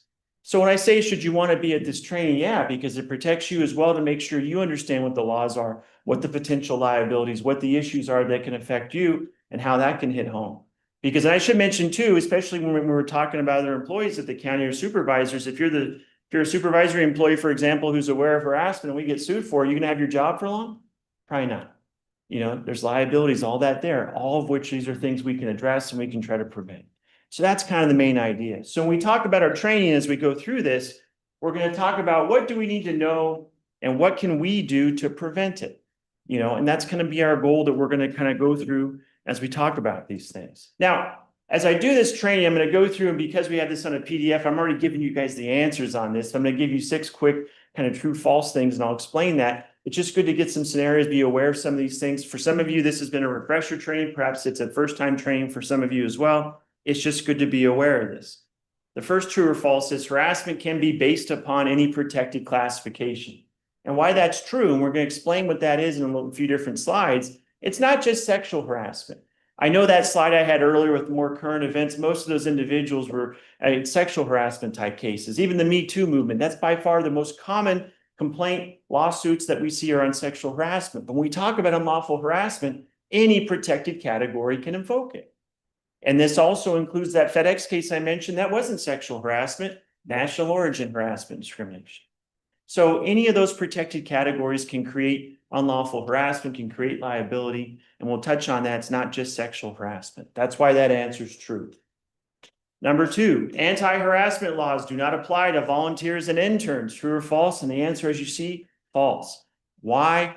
The way that it in California, it applies not just to employees, but anyone who's in the workplace. And this can involve volunteers, interns, anyone who has a working relationship within the employer. So if we have volunteers who are here at the county or interns that are unpaid, it doesn't really make a difference if you're on the payroll, so to speak, or not. You're in a workplace relationship. The idea is we should not allow and tolerate unlawful harassment versus anyone who's part of our workforce as a result. That's kind of the idea there. So it's broader. It's not just potentially employees.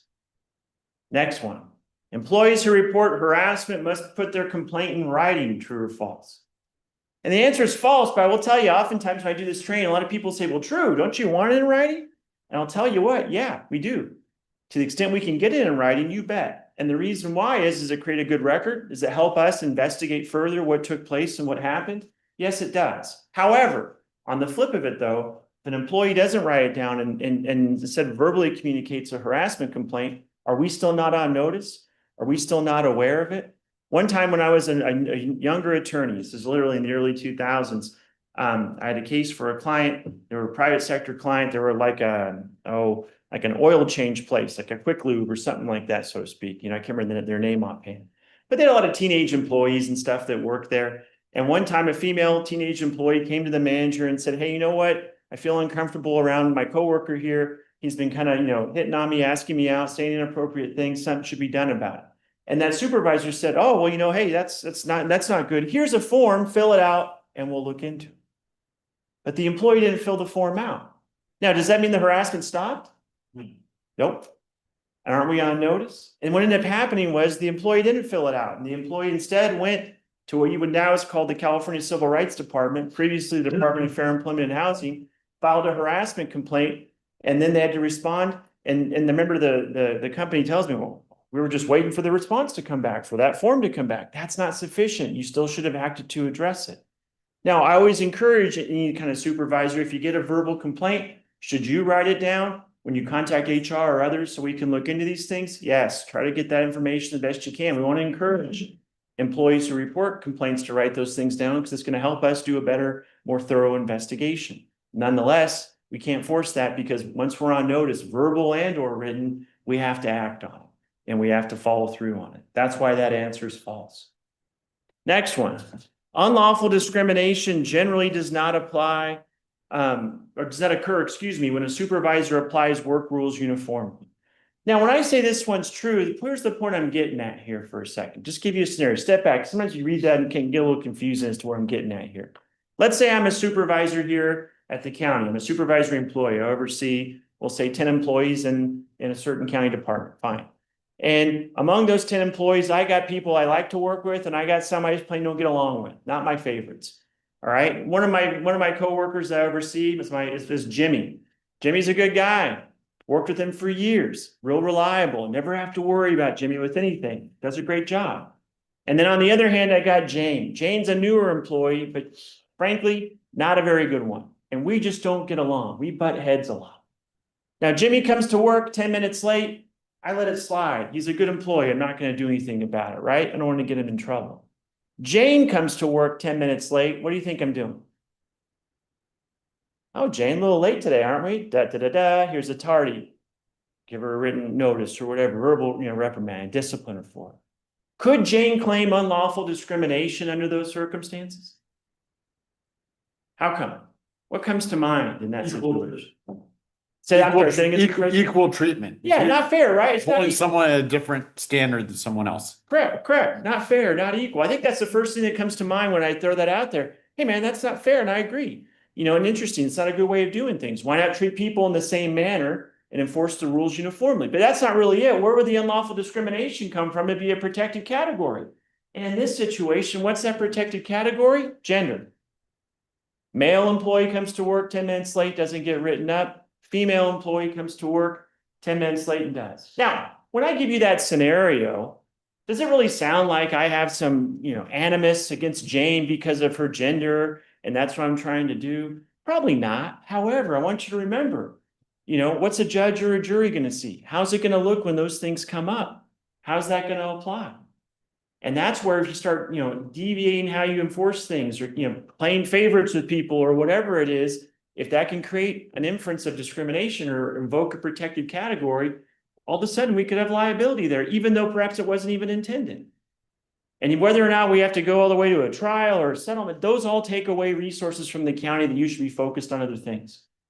So it's important to be aware of that. So when I say this in this situation, if a supervisor applies the work rules uniformly, if in that situation, I said, hey, Jimmy, I know you're a good employee, but you came to work late and I have to enforce the rules and I do the same for Jane. Is there really a good inference of discrimination there? No, probably not. Not going to have that kind of concern, not going to be there. So in this situation, the answer is true because to the extent we can apply our work rules uniformly, that's going to be a good thing. Now we got two more here. True or false? If an employee's religious beliefs preclude the employee from working with any gay, lesbian, or transgender employees, the employer has to reasonably accommodate the employee. And the answer is false here. The purpose I have behind here is that we have protected categories in these different kind of contexts, and that's important. But we can't use one protected category to trump another.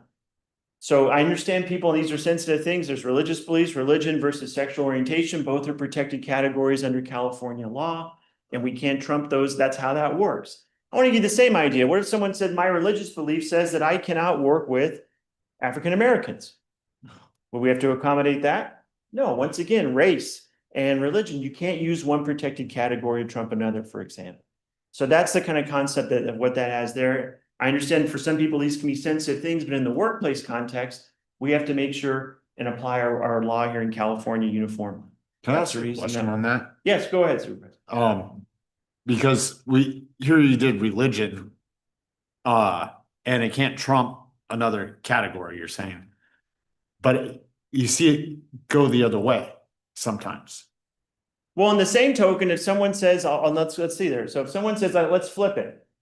If an employee whose sexual orientation and their own beliefs say that they can't work with someone of a certain religion, do we have to accommodate that? No, The answer would be no. No, Same but token. okay, yeah, then I'm thinking of it in a different context then. No, absolutely. Okay, thank you. No problem. Thanks, sir. All right, last one here. True or false? If the employer is investigating a claim of harassment and the harassment stops, the employer may discontinue the investigation. And the answer here is false. And here's the scenario I like to give on this one. I know today is a Tuesday, but let's pretend it's a Friday, right? Fridays are always great days because we're getting ready for the weekend. And let's say it's Friday at 4 o'clock. You're 1 hour away, from your shift ending or finishing up work for the day. And as you're in your office, let's say it's, me in the office as that supervisor, I oversee 10 employees. And one of my employees comes into me and starts talking and says, I'm sorry to bug you at the end of the day on a Friday, Gage, but I feel like I'm being subjected to sexual harassment in the workplace. I get comments from John Doe. He keeps making sexual innuendo, other things. I don't think it's appropriate. Now I've gone to this training, so I know it's my duty to try to gather the information. I know it's my duty at that point to pick up the phone and to call HR. I got Judy over here to make sure they can look into it. So I ended up sitting with that employee and we ended up talking for a half hour. I get all that information. Next thing I know, it's 4:40. I'm looking at the clock, tick tock, because I'm almost out of here. But now I got to write an email. I got to make sure HR is involved. Man, yikes. It's a lot of work. But let's say at 4:45, that employee comes right back and says, hey, Gage, I know everything I just told you. It's cool. Don't worry about it. I don't want anything done. At that point, can I say, whoa, great. This is awesome. Hit delete on the email. I was getting ready to send it to HR and I can stop doing it. What do you think? Nope. And the best analogy I can give, and I don't mean this in any weird ways, actually I did this training several years back, one county down in Tuolumne County, and someone yelled out, Gage, you can't unshoot the shotgun. And I think it's a good analogy I like to think of in that. What I mean by that, it's already out there. Once we're aware of this incident, we have to follow through and look into it. Now, I will say if an employee who makes a complaint initially doesn't want to cooperate in the investigation or doesn't help, could that impact our ability to address it further? Sure, but we have to show that we looked into it. Because in that situation, just because the person says that and says, well, I don't want you to do anything about it, does that mean the harassment stopped? Not necessarily. And how do we know that? I've actually seen cases too, guys, by the way, over the years where that scenario's come up. An employee says, don't do anything about it, but the harassment continues and it becomes a bigger issue. Then we actually see a legal claim or even a lawsuit. And what ends up happening is the supervisor in that situation said, well, I didn't do anything because the employee told me they didn't want anything done about it. That's not a valid defense under California law. That's not going to cut it. And nonetheless, liability would still attach. And frankly, if you want to think of it this way, we didn't do our jobs there. Even every once in a while in this scenario too, I hear people will say, well, you know what, Gage, I'm friends with this employee. They told me this, even though I know I'm in a supervisory position, and they said they don't want anything done about it. I want to honor their requests. The better way to think about it is we owe it to your friend to make sure we address those things so that we can prevent having a workplace full of discrimination, harassment, retaliation. If you have a question against Supervisor. Yeah, and I apologize about that, but you're talking supervisory position, that's on the ground supervising people in that position. Our supervising positions, if we have someone come forward to us, it's not necessarily our No, it's a great question. And then it's like, and in some instances, which direction? I mean, of course, HR, but what if the complaint's directed that way? And, to go on, I mean, it could be any level in between us and the person No, on it's a the great ground. point. And I should clarify too, when I say, and as electeds, and to a certain degree as a board of supervisor member, you guys are kind of the ultimate supervisor in a way. But to go to your point, even if it's not a direct report, so let's just say, well, I'll take a supervisory employee. Let's say that I have a person who's not, I'm a supervisor employee. And I have someone who I do not oversee, and they come and tell me that. Do I have an obligation to notify HR and look at answers? Yes. And what I would suggest for, anyone, at the dais here in the same regard, if you were to hear those kind of complaints, it's not something for you to necessarily investigate, but it's to notify county management about it, which would usually be HR, or perhaps, Teresa as the CEO to make sure it's looked into. Yeah. Great question though, because that's tough. Because sometimes I know it's really easy to say, well, hey, that's not my employee. I don't want to deal with it. But potentially we're still liable in that situation, even if they're not your immediate report. Because the concept and the idea is, as a supervisor, whether you're elected supervisor, supervisory employee, I know I'm kind of using those terms, every time I say supervisor, I'm not trying to imply everyone here, it could be a supervisory employee, manager, of course. But you guys are a supervisor agent on behalf of the county. And that means you're held to that standard. So that's why we have to address that. Excellent question, sir. I appreciate you bringing that up. But yeah, so idea here is we don't want to put ourselves in that situation. And for the most important part, and for most of, the supervisors, managers, electeds that are here, when these issues do come to your attention, we're not saying that you have to go look into it. We're saying make sure and get HR involved if that's possible. Let the county administration know so we can follow up and do our jobs to make sure and close the loop on that issue. All right, let's talk about laws. So every time I've done this training, and like I said, this is a training that we've been required to do now over 20 years. And it's, kind of modify a little bit. We now been expanded to even non-supervisory employees and others. Obviously electeds and appointments have to do it as well. And we see that. But a common question I get, Gage, these harassment things, these are like, must be new laws or new issues or, and I guess that's what's going on, right? Wrong. Actually, these laws, and I have a whole list here, these potentially date back over 60 years. They've been on the books for a long time. At the federal level, probably the initial law that first came out was the Equal Pay Act of 1963. So it's a law that's 62 years old now. This was a law that initially came into place because there were gender inequities between male and female employees who did the exact same job. And that was a concern and created liability. A year later, Title VII of the 1964 Civil Rights Act at the federal level, that's probably the more foundational law that prohibited discrimination, harassment, retaliation based on protected categories, race, gender, national origin, religion. So we saw that. In 1967, Congress passed another law, the Age Discrimination in Employment Act. Anyone know what the threshold is for age discrimination, by the way? 40. Yes. 40 years of age. No, and I joke about that because in 1967, who did Congress think was old? 40-year-olds. I don't know. I'm 47 now, so I'm protected. No, I'm joking, but I just find that interesting. That's where that threshold came from. Technically speaking, if you're under 40, let's say you're 39 and say, I was told I was too old, that you're not protected. 40 is the weird age they came up with, but that's where that came up with in 1967. Then the most recent law was the Americans with Disabilities Act. That was in 1990. So now we're looking at, that's a law that's 35 years old. And the Americans with Disabilities Act protects not just, it's a very broad law, access, not just, for employment, but into public buildings and things like that. But if an employee has a disability or medical condition, we potentially have to reasonably accommodate them. So there are other laws that apply. 42 USC 1981 is a race discrimination law. And 42 USC 1983 is another law that applies to public sector agencies if you abuse under color of authority, something that could then once again create liability. California, though, interestingly enough, has what we call the Fair Employment Housing Act. That actually was first passed in 1959, 66 years old. Now, it's been amended over time, of course, and as have these laws, but these protections are still there. California's Fair Employment Housing Act, we call it FEHA. FEHA has actually, encompasses most of those federal laws into one place. It's actually a lot broader, provides for broader protections and remedies, and actually includes more protected categories than they do at the federal level. And finally, we have the California Equal Pay Act. And that's kind of a similar California law, but whereas the federal law just applies to gender, the California Equal Pay Act actually provides not just for gender, but also race-based Equal Pay Act kind of issues as well.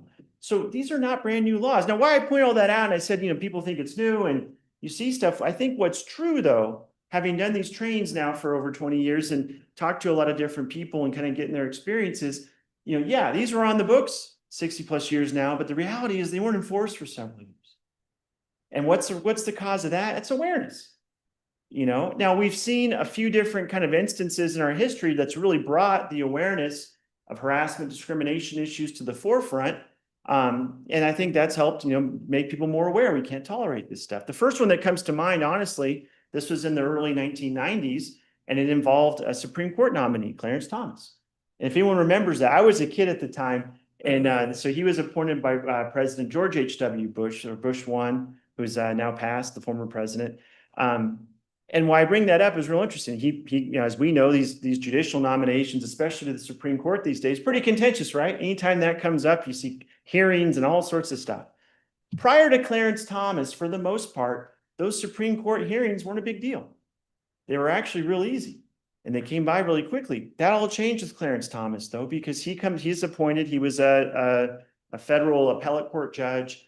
He gets appointed. And then a person came forward by the name of Anita Hill, if you recall. She was a law professor. She previously served as a law clerk to Justice Thomas on the appellate court. And she came forward and said, hey, this guy's a bad apple. He made inappropriate comments or references. And I'm not going to go into what those were. You can look them up. They're kind of interesting, But who likes a story like that? Media. You couldn't miss it. It's a big deal. I remember as a little kid, because I was born and raised in Fresno. I should have mentioned down the hill in Fresno County. And I remember we had one of those old school TVs with the knobs on it, with the rabbit ears and all that. Guess what was on every channel every day? Clarence Thomas hearings, front page of the newspaper. You couldn't miss it. Now, they had the confirmation hearings. He was confirmed, as we're aware, he's still on the high court. He'll probably be on there until he either chooses to retire or dies, technically. Very, very close vote. Why I point that out was after that, though, because of all that awareness, because of that being out there in the media, we started to see a spike in awareness that, hey, things like sexual harassment in the workplace, that's inappropriate. We should not tolerate that type of activity. We saw laws that were strengthened. In California, for example, every employer has to have an unlawful harassment policy, whether you have one employee or obviously thousands, one employee on up. And we started seeing some more of these protections, obviously doing trainings over time. Now, I mentioned earlier, and you saw on the slide, the Me Too movement. And I think about the Me Too movement, that was in the late 2010s, 2018, 2019, roughly. Put Harvey Weinstein up there, and he's in jail now, and you started to see that. In a lot of ways, that was kind of like a second, in my opinion, kind of like a second revival to remind everybody that these things, especially in the context of sexual harassment, we can't tolerate. And when I say it's a good thing that the Me Too movement happened, the good thing, not because of the victims of harassment that had to speak up and address it. And of course, those things never should have happened. But the good part is putting that awareness out there once again to remind everybody we can't do this. And I think what was interesting with the Me Too movement is we did see, some pretty, I use the term high level people, whether they're heads of companies, Hollywood, types. We saw elected officials, people who I think thought they could get away with this stuff and no one's going to care. And the Me Too movement said, you're wrong. And so it's another good reminder that we can't let these things happen. This is not something that we can tolerate, whether it's here in the county workplace or at any employer, here in California or frankly, nationwide. It's just not something that's appropriate for us to do. So sources of law, very, very kind of interesting. They've been there for a long time, but a lot of this really comes down to the mere fact of awareness and how does that apply? So in terms of enforcement, though, when these laws went into effect, especially Title VII of the 1964 Civil Rights Act, California's own Fair Employment Housing Act, they were actually written in a way that we're not just going to let everyone go down to the Superior Court and file a lawsuit looking for $61 million or whatever it was in that example I gave you. No, they actually have to be filed initially with an administrative complaint through one of these administrative agencies.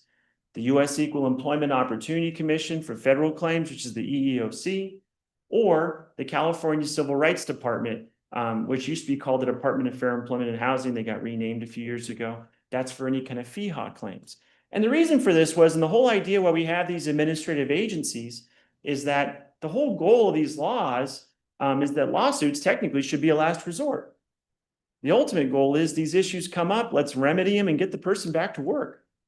And they can be an intermediary to address that. Both the EEOC and the California Civil Rights Department can take a complaint. They technically can take a matter to court, although that's usually pretty rare. More often than not, they try to facilitate a resolution if possible. If a resolution can't be made, or they can even make a determination that they don't think there's an issue of law, so to speak, they'll still issue what's called a right to sue letter, and an employee can still then have the right to go to court if that's what they choose to do.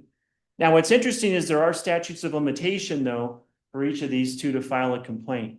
For an EEOC complaint involving a violation of federal law, 300 days from the date of the alleged discrimination, harassment, retaliation to file that claim. Here in California, it's longer. It's actually 3 years. It used to be 1 year. It's extended. I think that was in 2019. It got extended out to 3 years. So 3 years from the date of the alleged discrimination, harassment, retaliation to file the claim with the California Civil Rights Department. So we have those timelines. They're there for good reason. Part of the reason, I mean, even going back 3 years, I think, you know, at times could be lengthy, but it's not, we're also trying to address what's happening more in the here and now and not saying, hey, 10 years ago, this took place. And those are hard to investigate, hard to look into. And that's why we have those statute of limitations that apply. Finally, we have the county's policy though. And as everyone got here, and this is the equity administrative policy that we have here. This is the county's policy that addresses harassment, discrimination, retaliation. It also addresses standards of conduct. As it notes right on the front, you know, all County of Calaveras officials, officers, appointed or elected, managers, supervisors, employees, volunteers, unpaid interns, and third-party contractors are required to conduct themselves in accordance with the entirety of this county policy of equity and all applicable local, state, and federal laws. So the goal here, this is our standard here at the county to address these issues when they arise. It notes what our prohibitions are, notes what our protections are, against discrimination, harassment, retaliation. It provides that complaint procedure for an employee to make a complaint for us to look into, identifies the Civil Rights Department and the EEOC resources. When we talk about providing confidentiality to the extent possible, one of the things that the laws do point out is if we're going to investigate a matter, we can't guarantee absolute confidentiality because we have to be able to address the allegation, confront our accusers, be able to do that so we can make a proper determination. But at the same time, though, you know, if someone makes a harassment complaint, for example, we should not send a county-wide email out that says, hey, John, you know, Jane Doe made a harassment complaint. Everyone, don't bother. You know, something like that. That's not appropriate. It's on a more need-to-know basis, right, from when these issues arise. And then it provides our appropriate remedies for sustained violations and for how we can address those things. This policy has what we call a zero tolerance policy. And that just means a single violation of the equity policy can subject an employee to appropriate disciplinary action. Now, that doesn't mean you're fired necessarily, depends on the nature of what took place, but there's going to be a consequence potentially for a violation of this policy. That's the idea behind it. We, of course, distribute this policy accordingly to new and current employees with acknowledgement forms to ensure they receive it. We would post it in the workplace and update the policy when appropriate. From time, and I'll mention, we do see laws that do change, and it's important we update our policy to reflect what those are. For example, I'll mention as we go further, there have been a few new additions to California's Fair Employment Housing Act in terms of protected classification. So this happens from time to time, but that's our county's policy for doing that. All right, let's talk about protected classifications and bullying and abusive conduct. And I like asking, I know I have these kind of random questions I throw out here, but I like throwing these out here. What is unlawful harassment? Now, you know, one time I asked that question and a participant yelled out, I got the answer, Gage. It's harassment, that's unlawful. Boom. All right. You know, and I said, well, thanks. You really didn't really answer my question. You kind of just restated it. But so I just like to throw that out there. So let me give you an example. I mean, for example, this morning, I live in the Sacramento area. I'm married. We have a son who's 8 years old. I had to get my son up this morning early, trying to get him ready for school. My wife's upset because he's running late, and I'm the one supposed to make sure he gets dressed and gets breakfast. And she's upset at me, and she gets on my case because I didn't get my son John ready. Is that unlawful harassment? That my wife was harassing me in that way. Is that unlawful? Do I wish it was? I joke because my office is 5 blocks down from the state capitol. I'm tempted to go down there sometime and say, give me some relief, right, to our legislature, but they're probably not going to help me out. So then I asked this question. Is there such a thing as lawful harassment? You know, that could be an example of it.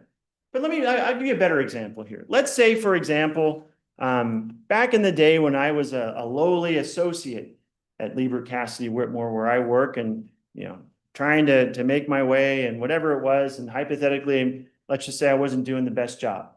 And my boss, her name's Shalene, she comes in my office and gets upset because I'm screwing up. She says, Gage, you're no good lazy attorney who will never amount to much because you keep screwing up, you keep coming to work late, and you keep giving me just, you know, really bad work product. Shape up.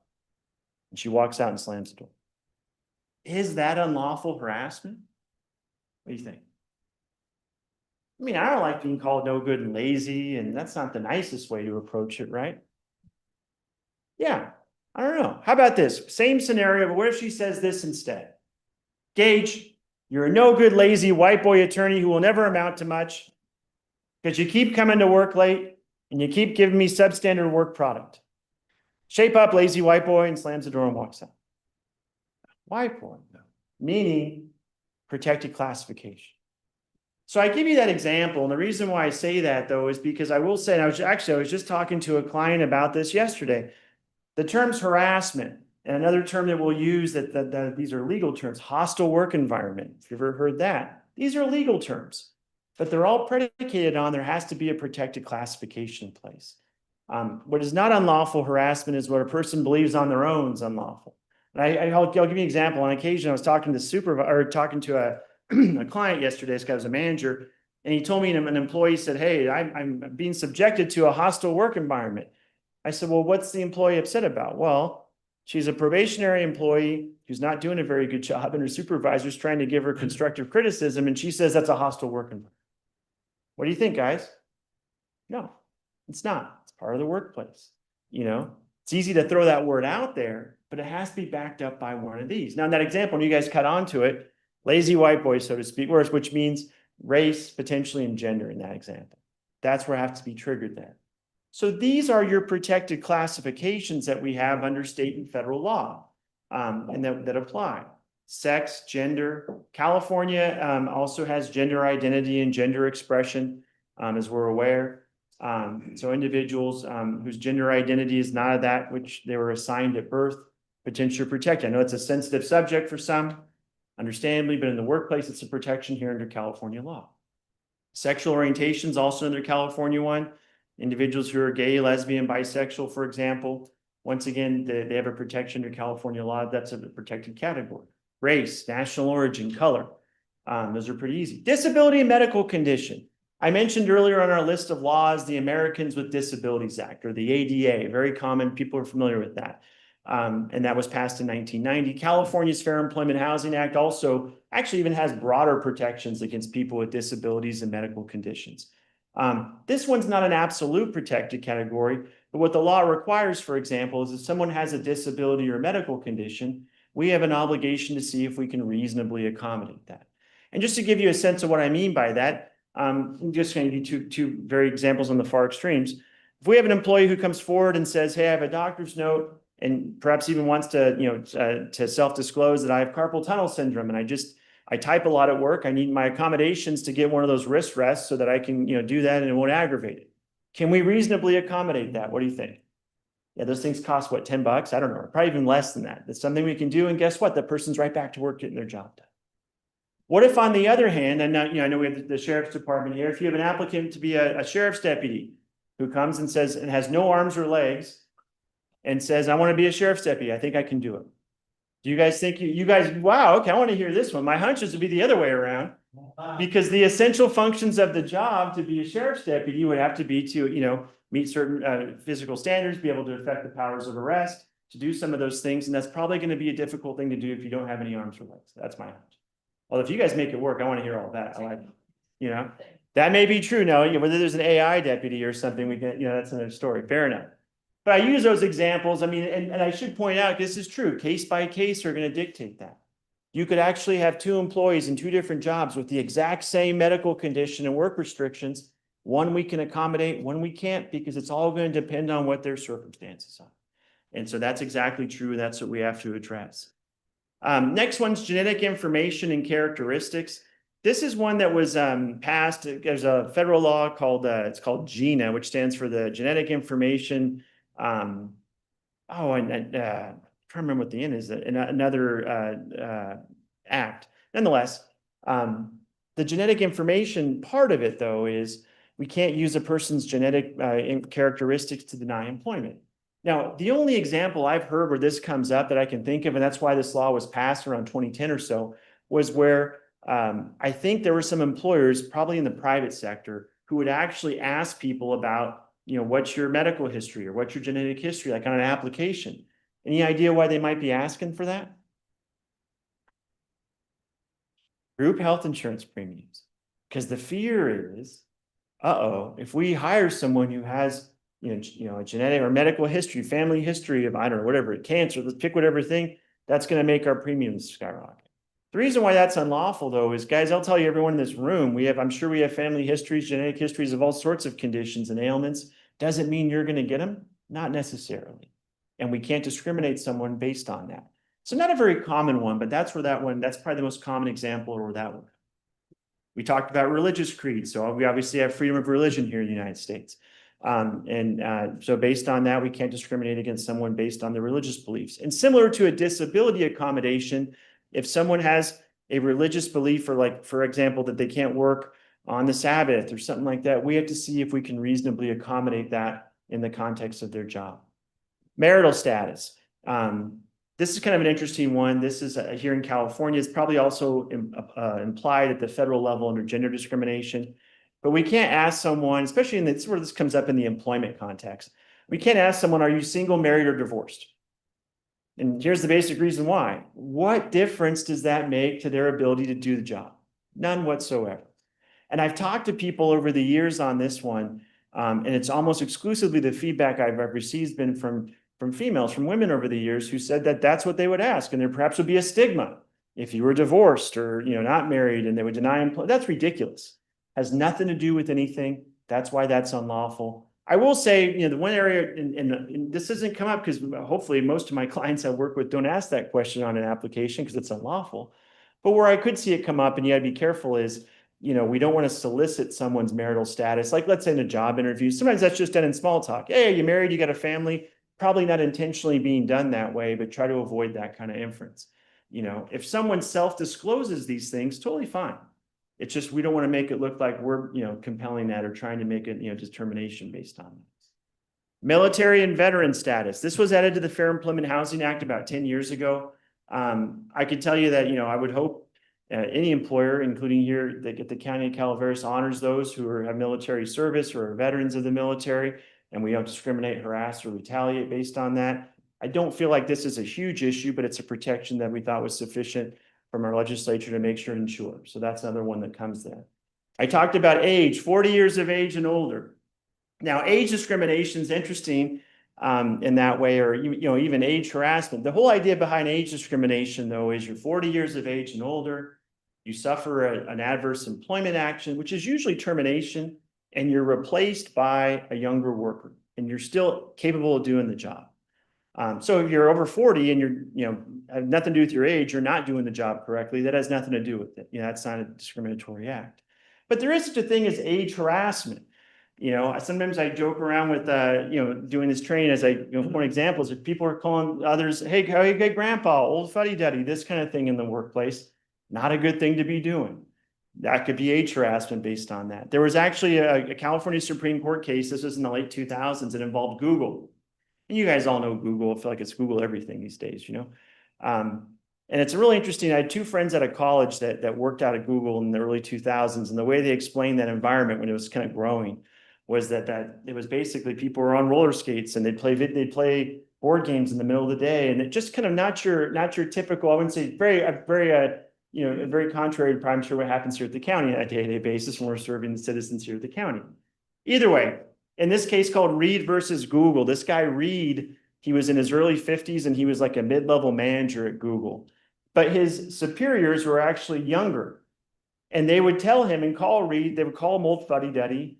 They called him 8-track, which I just think is kind of messed up, but they would say, hey, 8-track, we got a meeting coming, kind of implying that he's older because of an 8-track, if you gotta get the audio system, you know. And they would tell him things like, well, you're not hip enough or progressive enough, you know, in our ever-changing environment. All of those kind of imply what? You're too old.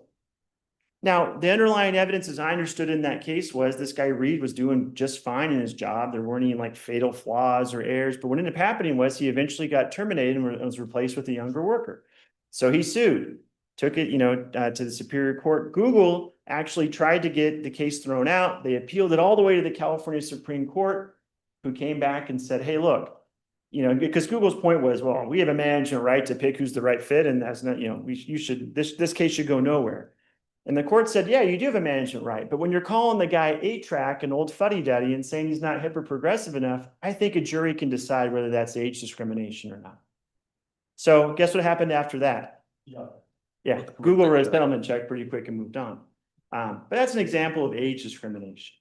The newest on the list here, this just came into effect a couple of years ago in response to the US Supreme Court's overturning of Roe v. Wade. An employee's, quote, reproductive health decision-making is a protected category under California law. I don't know how often that's really, you know, been invoked. I think that was just kind of a response, you know, from our legislature to that court case. It's not something that I've ever seen come up, you know, prior to that in the workplace or anyone ever talk about. But that's where that one applies, and that's what that means. Opposition to discrimination and harassment. Where that one applies and what we're talking about here on that is if an employee comes forward and makes a complaint, and we say, hey, quit stirring things up, you're fired. Well, that's retaliation. You know, they're trying to voice a concern. And if that's an issue that comes up, that's going to be a liability. That's why that's a protected category for doing that. We want to encourage people to address those issues so we can look into it. And then finally, we have association and perception. Association and perception, here's a good way to think about this. Let's say I work here at the county. And for whatever reason, I work in one of the county departments, and it turns out my coworkers and others are all convinced that I'm homosexual, and they make homophobic slurs and other things towards me. I don't appreciate it. I complain about it. You know, nothing's done. I end up going and getting that right to sue letter from the California Civil Rights Department, and I go down to the Calaveras County Superior Court and file my lawsuit looking for my $61 million. Right? We talked about earlier, and we go to trial, and my attorney puts me on the witness stand and says, Mr. Dungy, because that's how attorneys talk, right? You guys watch all the shows and everything, you know. Mr. Dungy, are you truly a homosexual? And I said, no, I'm not. I'm actually heterosexual. I'm married. I have a son, John. There's my wife, Andrea, over here. I mean, everyone assumed it, but it's not true. Now, could the county at that point say, hey, cool, great. Gage isn't even gay. Case dismissed, right? What do you think the judge says? Case continues. That's how judges talk. I don't know, something like that. Why? Because there is no stupid defense. And what I mean by that is, does it change the underlying behavior? Does it really make a difference? If everyone's treating me as I'm, you know, based on sexual orientation or whatever, is considering that I'm gay and I'm being harassed based on that in the workplace, isn't that still unlawful in that scenario? Yeah. So association, or you perceive someone to be in a protected category, right or wrong, doesn't make a difference. And the last one I have here, you know, based on a combination of any two or more protected characteristics, that was something that was added a couple of years ago, or by the state legislature. I kind of find that one interesting. I have to mention it, but honestly, all you need is one protected category. So whether there's a combination of two, I would tell you it probably already applies. But nonetheless, that's part of how that is. We did note here that says there's new protections for cannabis use off duty. That was actually added to the Fair Employment Housing Act. It's kind of like a protected category.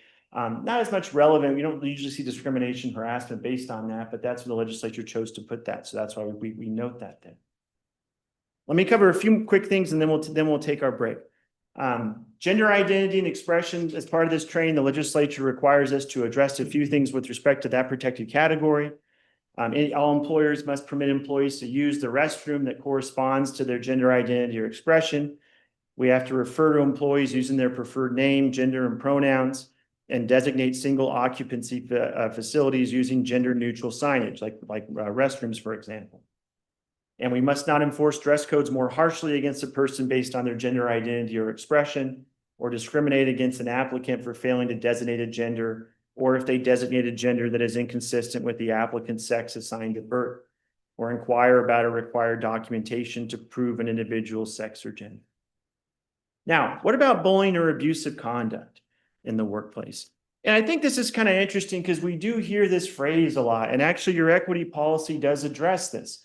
But bullying, abusive conduct, it's in the news a lot. We see it in schools, for example. We also see it in the workplace. And I hate to say it, we've seen workplace violence incidents and things that are unfortunate that perhaps the root of that could have been dated back to what I would say called bullying type, situations.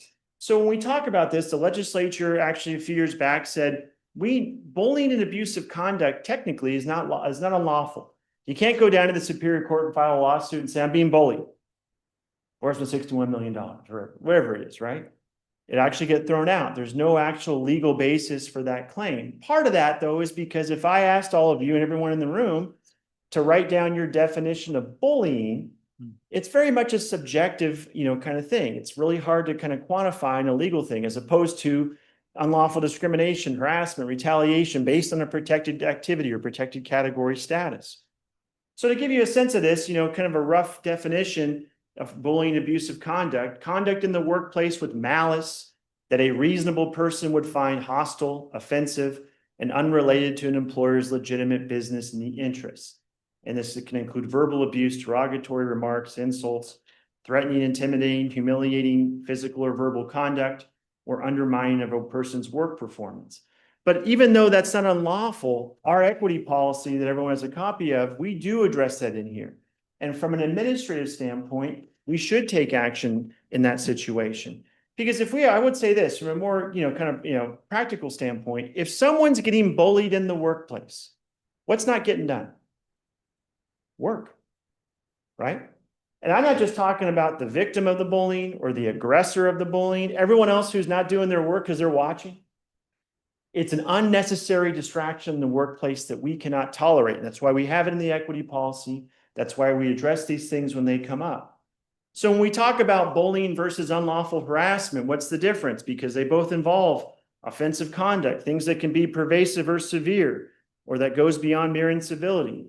And what the difference is that protected classification. If it's not there, that's what's going to be your kind of, hallmark to have a legal claim under our Fair Employment Housing Act, for example. So while unlawful harassment is directed at membership in a protected classification, that's why it's unlawful. Just the term bullying, if there's not a protected classification invoked, may not do that.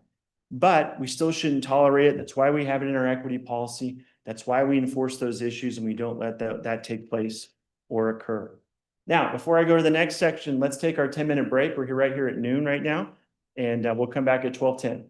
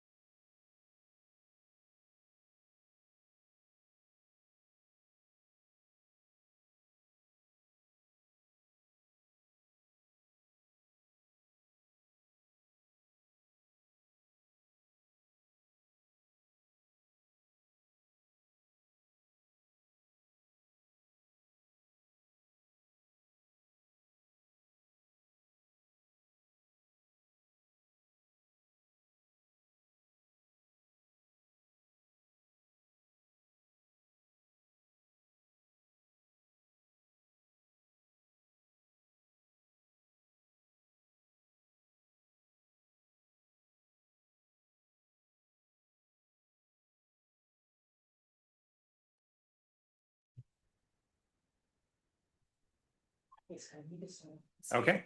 All right, guys, we're back. Good news is we're more than halfway done. We'll keep things moving along. We'll try to get you guys out of here right about 1 o'clock. So we're still moving along. So our next section. What is unlawful discrimination, harassment, and retaliation? And the reason why I like to kind of, first of all, these are the 3 terms we're talking about, the purpose of what we're doing in today's training, but it's important, I think, to understand what the distinction is between these things. And so what I have on this next slide, I have a kind of one of those, kind of charts here, Venn diagram, so to speak, that shows discrimination, harassment, and retaliation. They are 3 distinct things, 3 distinct legal terms, 3 distinct issues. Now, it is very much possible, and why I have the overlap, you can have situations where there is unlawful discrimination present as well as unlawful harassment, so they can overlap, or discrimination and retaliation, or even potentially all 3. But it's important to understand the distinction because people sometimes like to use these terms very freely, and frankly, they are 3 distinct things. So let's start with discrimination. Adverse employment action that's taken based on a protected category, protected classification. And when I use the term adverse employment action, I'm talking about things like hiring, firing, demotions, failure to promote, assignment of job duties. Now, the reality is when I use that phrase adverse employment action, this happens every day. Because I mean, every day in the workplace, there might be situations where we do have to hire, fire people or refuse or, decline to hire. We demote someone, perhaps we assign job duties someone doesn't like. That happens. That's not unlawful. What makes it unlawful is if it's done based on a protected category status. So for example, if I say, John Doe, you're fired because you're Asian. What do you think, guys? It's pretty obvious right there, right? Adverse employment action, termination, based on protected category status, race, national origin, for example, in that situation, obviously unlawful. Now, when we talk about unlawful discrimination, though, one thing that's important here is there is no individual liability. And why? The reason, because this happens, this is part of these things take place within the course and scope of employment. This happens every day, as I mentioned. It actually is part of your job to do things. But here's the way to think about it. Who on earth would ever want to be a supervisory employee if every day they come to work to do their job, which could involve an adverse employment action, they're going to get threatened with individual liability? And so, as a matter of public policy here in California, for example, at the federal level, there is no individual liability. Now, mind you, is the county liable? Yes. And in that situation, if you're a supervisor, for example, who does say, John Doe, you're fired because you're Asian, even though that supervisory employee may not be individually liable, and the county is, that supervisory employees probably not going to have their job for long if that's how they're handling themselves. But we're talking about, something that's done in the course and scope of employment. Employment actions happen in that manner. Now let's contrast that with unlawful harassment. As I put in that first bullet point, unlawful harassment is not within the course and scope of employment. And you might be thinking to yourself, well, but Gage, it happens in the workplace. That's true. Of course it does. That's what makes it unlawful. And that's why we have to address it. That's why we're here doing this training. That's accurate. But the difference is, if someone, for example, is making inappropriate sexual jokes or racial comments or homophobic jokes, is that part of your job? If you look at job descriptions or job classifications as to what that is, do you see a bullet point that says tell racial jokes and sexual comments? Nope, you don't. Is there a job classification here at the county that's comedian 1, comedian 2? No, we don't have those things. It doesn't apply in that regard. And so even though it happens in the workplace, it's not within the course and scope of employment. And that's why when I talked earlier about individual liability, the public policy is you can be individually liable because you don't have a justification for why it took place anyways. There's no real reason why this should have happened in the workplace. It doesn't make sense. It shouldn't be here. That's why there's individual liability potentially if someone engages in it. And we're going to expand on this definition more, but a very generic unlawful harassment definition.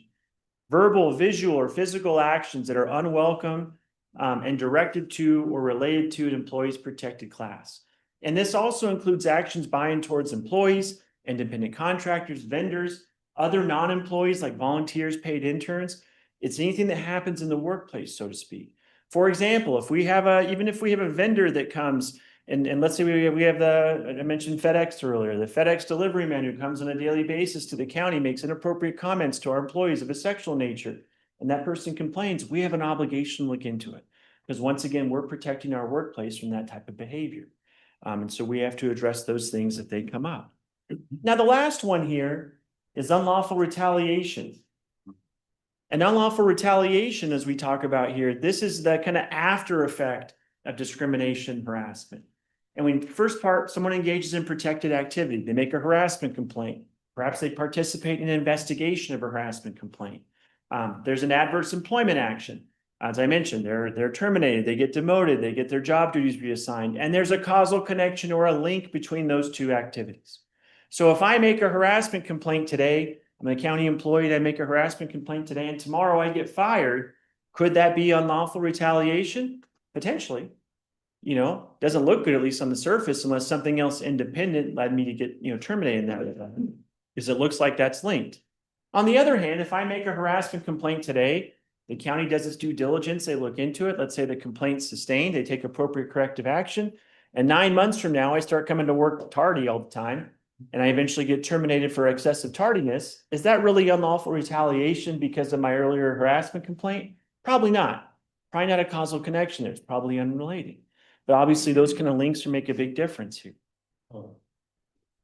There's other factors though that can.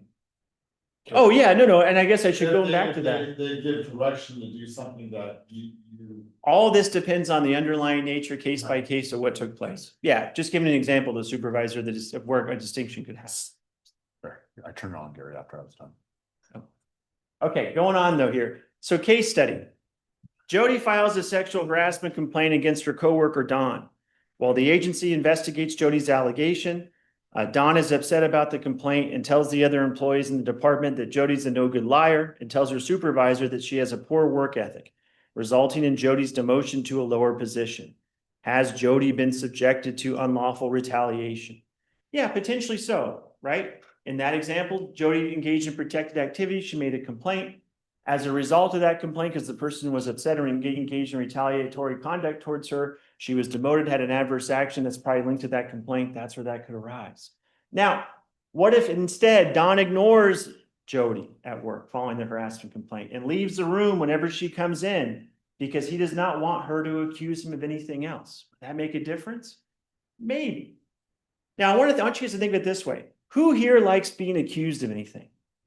Do any of you have like a nice shirt? It says, I heart being accused. On the back, it says, bring it on. Walk around, let's do this. Yeah, I like it. No, I think it's uncomfortable for anybody. And I think human nature typically says when you're accused of something, it's what I would call you have two general kind of almost innate responses, fight or flight. Fight means I'm going to get that person back. No one accuses me of anything. And that's kind of that first example what this person, Don, did here.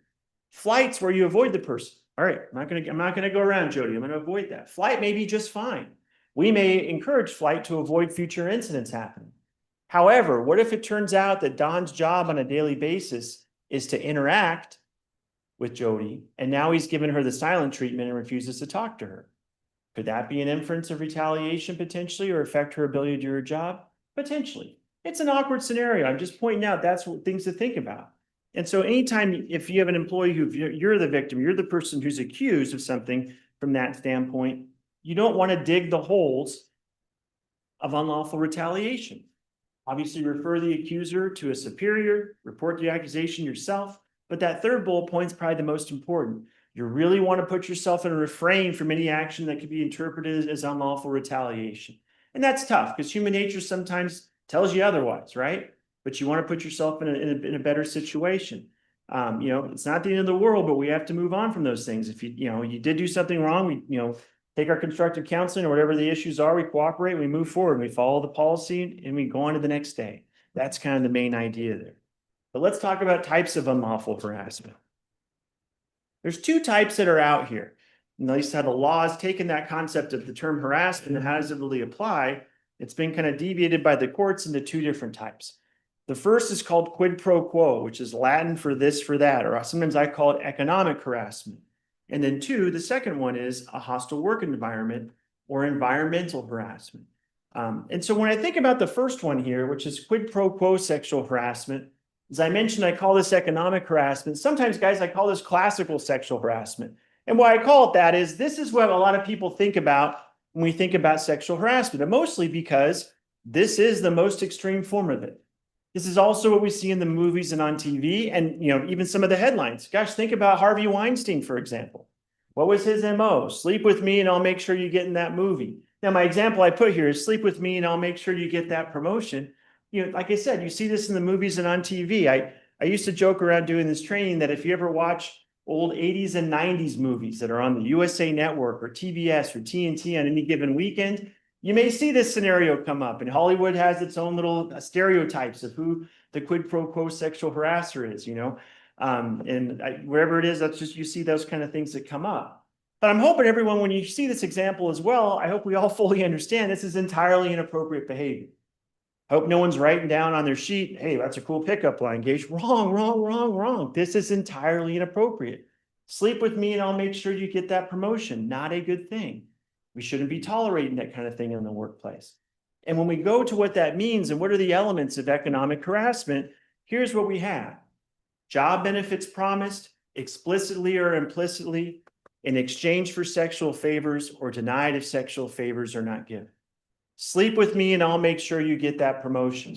Job benefit promised, the promotion in that example. Explicit or implicit, in that example it's explicit because it's right out there. Sleep with me and you get the promotion. The idea of like implicit or implied would be something like this. A supervisor supervisory employee goes to their subordinate and says, Jane, if you're not more friendly to me around here, puts his arm around her, I can make your life difficult. We are having drinks tonight, aren't we? Something like that. Could it be implied that it's sexual favors are looking to be given? Potentially so. And that's the exchange. It's an exchange for sexual favors.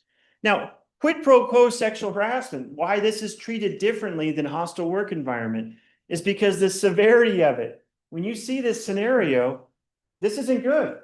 This is the situation that we should not allow. This potentially, depending on the nature of it, could even be criminal, and it's not a good thing. And the courts treat it differently.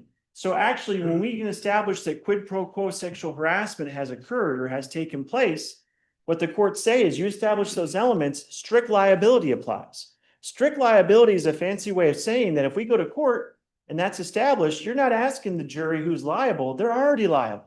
Guess what you're asking the jury at that point? How much of the damages? These cases that I've seen over the years, doing this now for over 20 years, that involve quid pro quo sexual harassment, I can only think of one case that I've actually seen go to trial.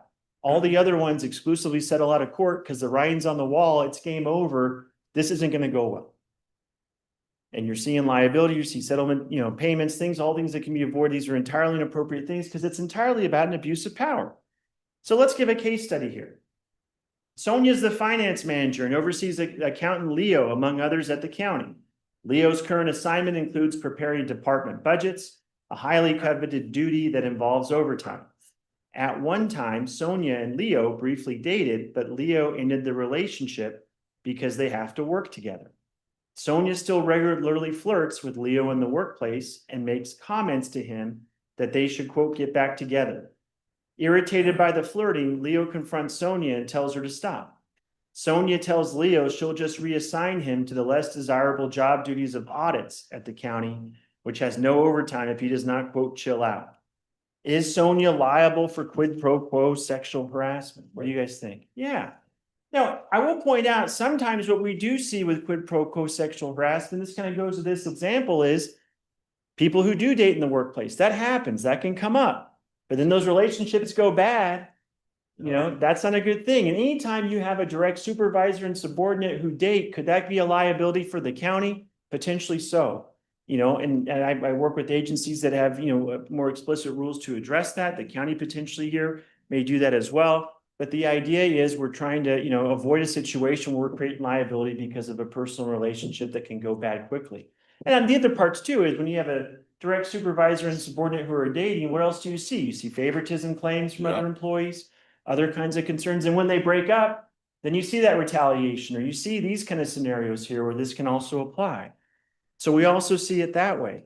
Now, I should mention real quick, when we talk about quid pro quo sexual harassment, this is the only type of harassment that does just involve sexual harassment. The law has not applied it to the other protected categories, mostly because logically they don't really fit. There is no quid pro quo disability harassment. be disabled with me and I'll make sure you get that doesn't really add up or make sense from a logical standpoint. Okay. So it's usually, that's why the courts have only applied it to sexual harassment in that scenario. Another one here. Jack and Jill begin work at the same time as entry-level dispatchers at the sheriff's department. Jill turns to Jack on their second day of work and says, sleep with me and I'll make sure you get that promotion. Has Jill engaged in quid pro quo sexual harassment? Anything different here? She doesn't have the ability to make that come true, so. They're both at the same level, you know, and the problem here, this actually is not quid pro quo sexual harassment. Or shouldn't be under most circumstances because they're both at the same level. One thing about quid pro quo sexual harassment, I mentioned strict liability, it's treated more severely. You look at it differently that way, and the courts look at it differently. It's all about an abuse of power. You have to have someone who's in a supervisor subordinate relationship to create that, who can affect that promise, and that's an abuse of power that's there. Now, I will say, does this make it appropriate? No. And would it still be, we'll talk about a hostile work environment, could it still violate our policy and still create liability? The answer is yes, just not considered quid pro quo. Supervisor Stopper, go ahead. So a question on that, because it's abuse of power at that point. What if a subordinate suggests to their supervisor, for example, that they'll do that with them as long as they get what they want, and then Oh, I see what you're saying. so because it's still abuse of you power flip by it. the, yeah, but if you flip it, still abuse of power by the upper person, correct? It could be, I mean, so for example, a subordinate employee were to suggest to a supervisor, I will sleep with you, but you got to give me that promotion if I do, right? The flip of it. I'm not sure that creates quid pro quo liabilities because it's kind of the reverse of it, but it's still inappropriate. Still Something- that's something. something that should happen. I would hope that's not, I mean, and I hope a supervisor, if that were to occur, Would step back. decline and report it, because that's not the kind of behavior, it has nothing to do with county service. That's not the kind of behavior we want to promote here in the workplace. But no, good point though. That would be the flip of it. That's correct. That happens all the time in Hollywood, by the way. Yeah, no, that may be. Harvey Weinstein made me think of it because not every one of those women were quid pro quo. It went the No, other way and- sometimes too. And whether we know the ins and outs of that, nonetheless, though, the Harvey Weinstein, how that looks, and once again, I should always point this out because it's kind of a good point. Do we ever know what truly ever happened? Right? In those any kind of court case? No. Unless you have personal knowledge, no. Circumstantial as opposed to hard. Correct. And the other thing you have there is pattern evidence. Correct, and I would just say the bigger thing is optically, how does it look to a judge or jury in those circumstances? And if the optics don't look good, you're gonna be liable. It's that simple. So hopefully we don't have people who engage in that kind of thing, whether either way, because that's not the kind of employee you want to have at the county.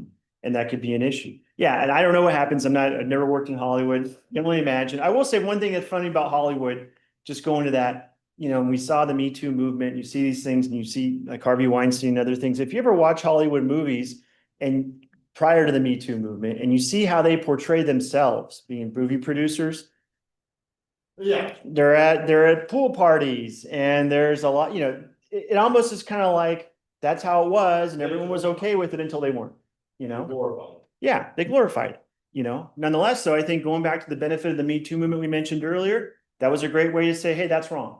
And we should know better. And I think you've seen a change somewhat in Hollywood towards that, but it's just funny. You see the differences over time. It's an interesting kind of observation. Moving along though. Another case study. Program analyst Mary finds sexually offensive language on the wall in the unisex restroom at the office. Mary is immediately offended and complains to her supervisor. Is this quid pro quo sexual harassment? This one's a little different though, right? And here's what's different about it. I mean, first of all, is Mary being, is there any job benefits being promised to Mary here? No. I mean, let's say Mary makes $30 an hour when she went into the restroom. She makes $30 an hour when she left. Now, there's no economic detriment or anything going on there. No one's saying that, here's a job benefit promised or give me sexual favors. Instead, what we're seeing, and think about it this way too. So she sees sexually offensive language that's on the wall of the bathroom. Do we know who wrote that sexually offensive language? No. Well, not necessarily though. Maybe we can investigate and find out if they should be disciplined. Was it But- directed at her? Was it directed at her? Did the person intend to offend Mary as opposed to be, I would say an idiot or someone who probably shouldn't be doing that in the workplace and to facing a wall, right? So in this situation, it's not quid pro quo sexual harassment, but this is more what we call hostile work environment or environmental harassment. And this is the more common form of harassment. When I say common, this kind of stuff, I hate to say it, potentially can come into play on any given day in the workplace. Quid pro quo, I would tell you, is obviously more severe. It does happen. It doesn't happen as frequently, but hostile work environment can be a lot more subtle, may not seem on the surface to be as offensive at times, but yet nonetheless can still potentially create liability. And I would tell you happens a lot more. This can involve, inappropriate emails, or it can involve, sexual jokes, racial comments, things done in the break room, other things during the workplace. These are things that do happen. I've sat through trainings before, guys, where I talk about these things, and right when the training's over, I watch an employee walk out and make a sexual joke on their way out the door that I can overhear. These things do happen. So this is the hostile work environment, environmental harassment. And here's your elements of this.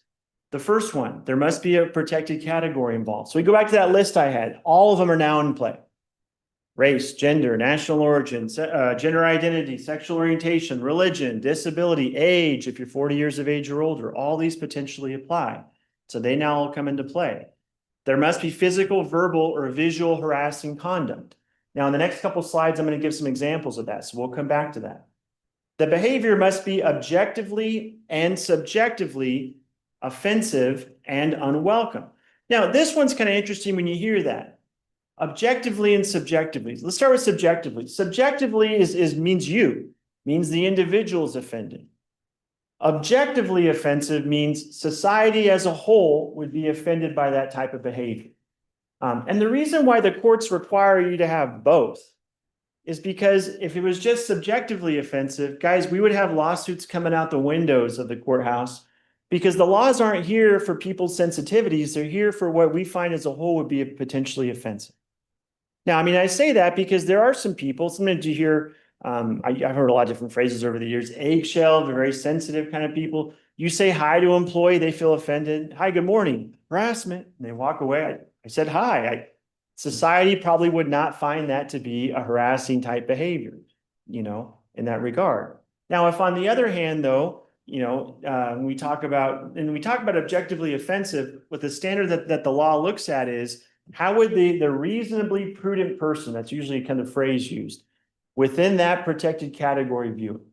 So if you have an employee, for example, who makes an inappropriate sexual comment, towards a female employee, that female employee is offended by it, then the question would be, would the reasonably prudent female be offended by that type of behavior? You have both that element satisfied.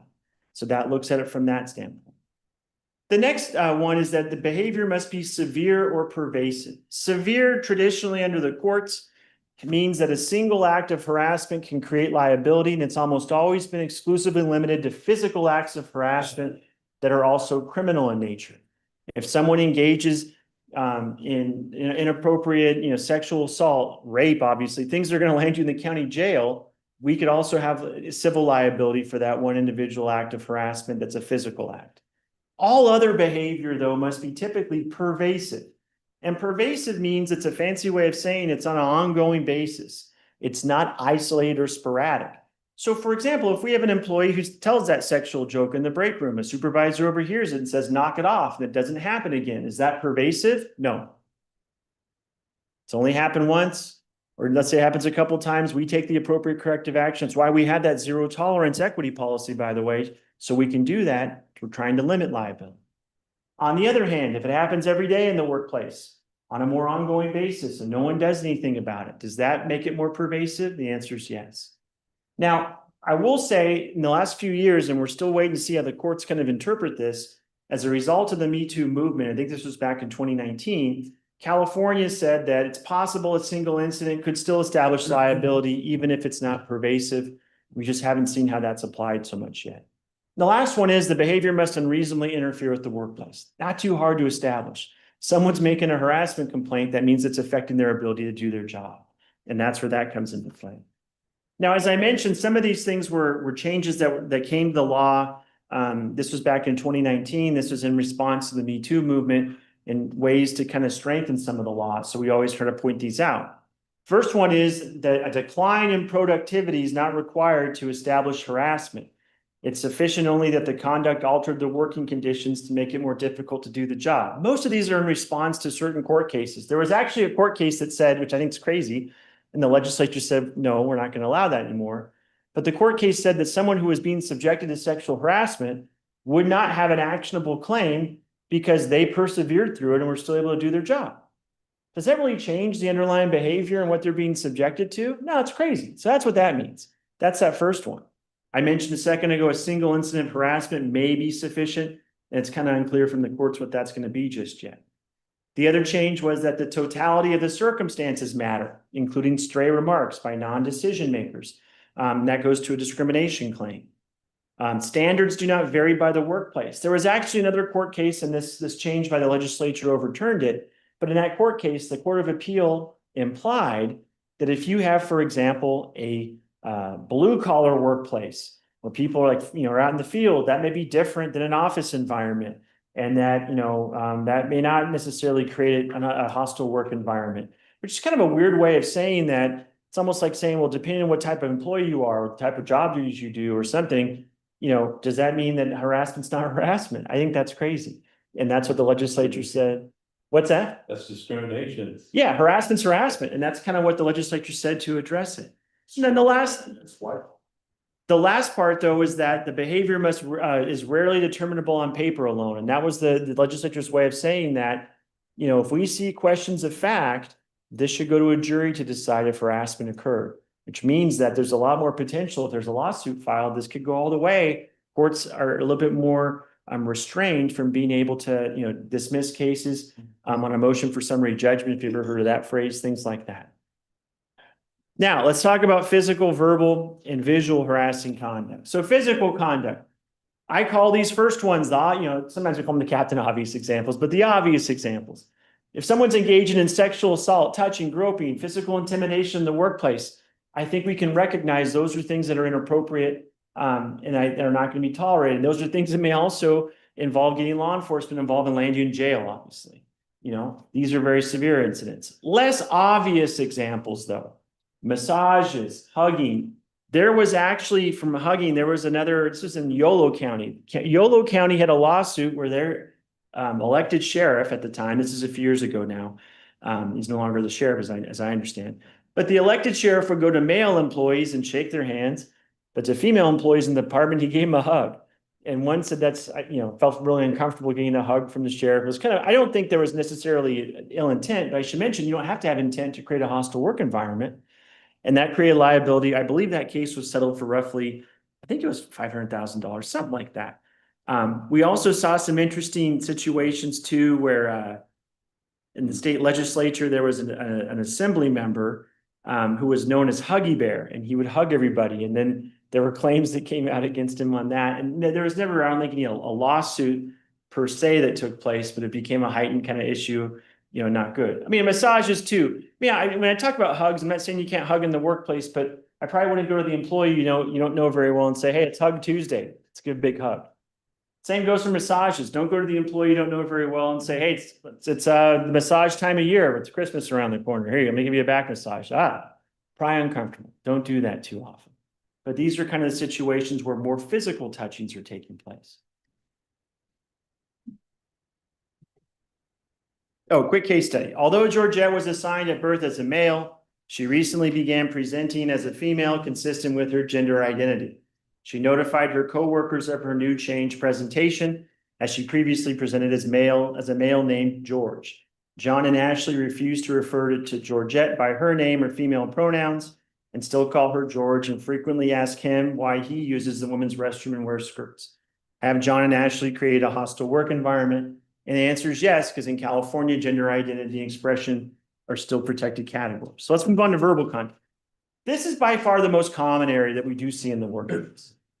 Sexual comments, jokes, mocking accents, teasing, slurs, and I'll tell you what, why do we joke in the workplace? What is it? Yeah, breaks the ice, right? Makes the day go by. I mean, I've been trying really hard to throw some jokes out here as we do today's training. You know, I hope it makes the training move quicker. The good news is we're moving along pretty good. We're in good shape. We only got about 15 minutes left here, right? So, you know, we do that. We joke around, but oftentimes those jokes involve things of a protected category status. You know, sexual jokes, racial jokes, homophobic jokes, religious jokes. You know, these things do come up and they occur, and it can be a problem. Now, sometimes all people come to me during trainings and say, Gage, you know what? Yeah, we do joke in the workplace. And I have friends, and yes, you know, perhaps we have jokes that may involve a protected category status, but no one's offended. What's the big deal? Now, my response to that is, how do you know anyone's offended? Can you guys read minds? Sometimes when I do these trainings, I wish I could read minds. You guys, I think, are all very bored right now. I get whatever it is, right? You know, no, I can't read. I don't know. But at the same token, what I would tell you on this kind of thing is, have you ever had a situation where you may have actually laughed at a joke but felt uncomfortable about it inside? Could happen, you know? And I'd also tell you this too. Don't forget the unknown. And when I say the unknown, I'm going back to that list of protected categories. I like to tack that on. The unknown, do you know everyone's protected category status? Some are more obvious than others, right? Race, gender, national origin. Okay, maybe we can identify that. What about religion and disability? Now, granted, if someone, you know, is in a wheelchair or something like that, perhaps you can identify their disability, but do we know everyone's disability and medical condition by observation? Not necessarily. How about religion? Could you be making a religious joke in front of one of your, you know, your colleagues, your coworkers in the workplace, and have no idea that yet they're part of that religion and are offended by it? Some people are really vocal about their religious beliefs. Others keep it close to the vest and don't talk about it. That's the unknown. That's where that could arise that way. So I talk about this with verbal conduct and these kinds of things. And, you know, this is where liability can attach. And I don't have some magic wand to say that no one's ever going to tell a joke or comment of a protected category going forward. No, I don't have that, you know, magic wand. What I'm telling you is, one, that violates our equity policy. And two, for everyone that's part of this training, that can create liability both for the county and potentially individually, depending on the nature of it. And that's something you have to be aware of and you got to be concerned about. Let me go to the next case study here. Ron arrives to work and finds a noose hanging in his office's doorway with his coworkers and supervisors in the hallway looking at it and doing nothing. As an African American, Ron is extremely offended and also embarrassed in front of his coworkers. Has Ron been subjected to a hostile work environment? Yeah. Now I'll tell you, I've used this case study for several years now, and even on occasion, sometimes I've had some of the agencies I've worked with, people come and say, that's really harsh. Why do you use that example? Because it's happened. This isn't something I made up. This is based on actually true life stories and cases where someone did that. But when I give you that example and I put it up there, I hope everyone in this room understands that's entirely inappropriate. And when I say from visual conduct and a visual standpoint and why that's an issue, no one was touched, no physical conduct, not a word was said, but the visual, the optic of it right off the bat, we understand is entirely inappropriate and can't be condoned. And even worse in this scenario, you know, coworkers and even the supervisor are just standing there doing nothing about it. You know, a scenario like this comes up, you move in, hey, take that down, let's get going. You know, we don't want to stand there and make a scene of this. That's kind of the idea behind it. So we talk about visual conduct, social media posts or images, emails. You know, I should mention one thing. If people use county email, for example, or even a personal email to a county account, guess what, guys? That's public record, by the way. You know, and Joe Citizen can always make a request for it. But if there's people passing on jokes or anything that is inappropriate for protected category status, you got a written record of it right there. Cartoons, drawings, gestures, staring and leering. And then I mentioned the varying sexual conduct and affection between other employees at work. We've even seen scenarios, I hate to say, I've seen them over my career where people, I'm not sure why they decide that's a good idea, but they engage in relations in the workplace and get caught. And I'm going to tell you right now, that happens, you're not working here much longer. That's not going to go well. Now, the last part here, and then we're going to go to our last sections here, gray borderline areas. I mentioned earlier about what if we have workplace relationships or private and consensual relationships between supervisors and subordinates. I call that a gray borderline area because depending on the nature of it, that actually may be okay. If you have a direct supervisor or subordinate, though, that may create concerns or conflicts of interest or favoritism issues. Off-duty conduct. Now, when you're outside of work and you're out in the workplace, depending on the nature of it, and I gotta tell you, it begs the question of when are you, especially, I would tell you this at a higher level, perhaps like where you guys are as elected officials, when are you technically off duty, so to speak? It's a good question, but if it comes up and it reflects back on the county or in that situation, that still can create liability. And oftentimes, even if we have let's just take, a rank and file employee who's outside of work and they're with their coworkers, it's not a work-related event, not county sponsor, and they're making sexual jokes and racial comments, that on its own may not create liability. But if you don't think that behavior doesn't trickle back in the workplace the next work day or soon enough, then is it our problem? Yes, it is, once it's there. So that's where that can also apply. Invitation to lunch, drinks, or dinner. People go to lunch together. There's nothing wrong with that. That's a little different than telling a coworker, let's go have a candlelit dinner together. That can have a different circumstance of it. References to appearance or dress, casual touching of non-intimate body parts, hands on shoulders, waist, arms, or legs. I would say it's probably not a good idea to do a whole lot of touching in the workplace anyways, but you can see how the nature of it really depends. These are things you should be careful of. So last couple of sections here. What's your obligation for those that are a supervisor? And when I say that, being a supervisory employee, or as even an elected capacity, the ultimate supervisors we talked about. The definition is anyone who has any responsibility or discretion to lead others. And we talked earlier, even if it's not your own employees, it still can be invoked under that definition of falling as a supervisor. But why that's important is straight from the government code. Harassment shall be unlawful if the entity or its agents or supervisors, and that's of everyone here who's part of this training, knows or should have known of this conduct and fails to take immediate and appropriate corrective action. Knows of the conduct means someone reports it directly to you. Should have known is you observe it, you see what's going on, and you fail to act potentially.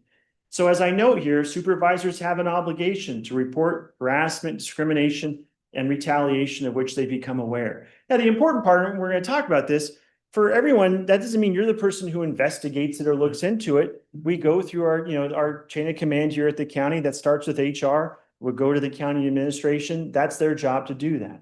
The bigger thing is these issues arise, we report it and look into it, and we've done our job to address it, as opposed to looking the other way and hoping it goes away, which doesn't always do that. Liability can attach. So, case study. Margaret supervises a team of 5 employees, 4 of whom are male and 1 of whom is female. Today, Margaret overheard the male employees standing around a food truck at lunch, speculating on how their female colleague must be, quote, in bed. The female colleague was not in the office and did not overhear the discussion. Does Margaret have an obligation to take action, even though the female employee was not there to overhear the discussion? What do you think? Yep. She's a supervisory employee. That violates our policy. It creates liability. And it may just be, a simple stepping in to knock it off. And if this becomes a bigger issue, we get HR involved and make a note of what took place either way. So, supervisor's duty to respond if they observe, overhear harassing, discriminating type conduct. They need to report those things and involve management and HR promptly. And that can include third-party complaints. So even if it comes from someone who says, I've observed this or seen that, it doesn't seem right, we should still look into it. Verbal complaints, even potentially rumors. If we have enough information to go upon, I'll give you a great example. What about anonymous complaints? Do we have an obligation to look into anonymous complaints? The short answer is potentially, if there's enough information in the anonymous complaint for us to look into. Now, granted, if we got an anonymous complaint that says John Doe is a harasser and he harasses everyone at the county, well, that's probably not sufficient enough for us to look into. It's too broad, right? But if the complaint said instead it was anonymous, that John Doe has been harassing Jane and Jenny at the county who both work in the Public Works Department or something like that, do we know potentially who we can look into? We can go talk to Jane and Jenny and find out. If they say nothing's going on, that may end the investigation. On the other hand, they may say, whoa, I'm not sure how you found out about that. But yes, that has been an issue. John Doe has been doing that, and we can look into it further if that comes up. We don't necessarily have to hear the word harassment to trigger our duty to act. It's the nature of what's being described. But most importantly here, don't ignore the response. Take immediate action, report, follow up on any harassment, discrimination, or retaliation complaints that come up. Obviously, to the extent you're involved, cooperate in the investigation. But our ultimate goal, we want to prevent further harassment and assure no retaliation so we don't see any further concerns going forward. Now, last part, we're almost done. What's the county's obligation to address unlawful discrimination, harassment, and retaliation in the workplace. So first things, we got to take appropriate corrective action. And probably the most important thing, a complaint comes our way, we have to conduct a prompt and thorough investigation. Now, I mentioned we get a complaint. Cannon shoot the shotgun was my analogy. Sorry, it's just kind of a fun phrase that I like to use because it's a great way to think about it. It's out there. We have to now close the loop and look into it, see what did or did not occur. And part of the reason we investigate too, by the way, just because someone makes a complaint, does that mean on its own that happened? We don't know. We have to find that out. I have seen allegations that have come in over the years where an allegation's made, we do an investigation. It turns out that wasn't sustained or that's not exactly what took place. That's why we have to look into it because it wouldn't be fair otherwise for us to make a determination based solely on a complaint alone. We talked about confidentiality being limited in those circumstances. And we have to keep the victim informed. If you make a complaint as an employee, we look into the complaint and we don't report back to you what happened. What do you think? Nothing was done. So we do circle back at the end of the complaint. We can say that the matter was sustained or not sustained. We may not go into the specific disciplinary action if we're going to take that because that's a personnel matter, but we can close the loop about that we did take this action and to let us know if anything further happens. We follow our disciplinary policies to discipline violations that are sustained. We do preventative training to prevent future violations. Sometimes that's done in a remedial fashion. Otherwise, we're going to do it in accordance with the law like we're doing today. 2 hours every 2 years for supervisory employees, 1 hour every 2 years for non-supervisory employees. And we would publish and update the county's policy accordingly. That's the equity policy. For changes in the law, we'll make sure and update. Options for resolution. Obviously, we follow the equity policy. We follow the harassment complaint procedure in there.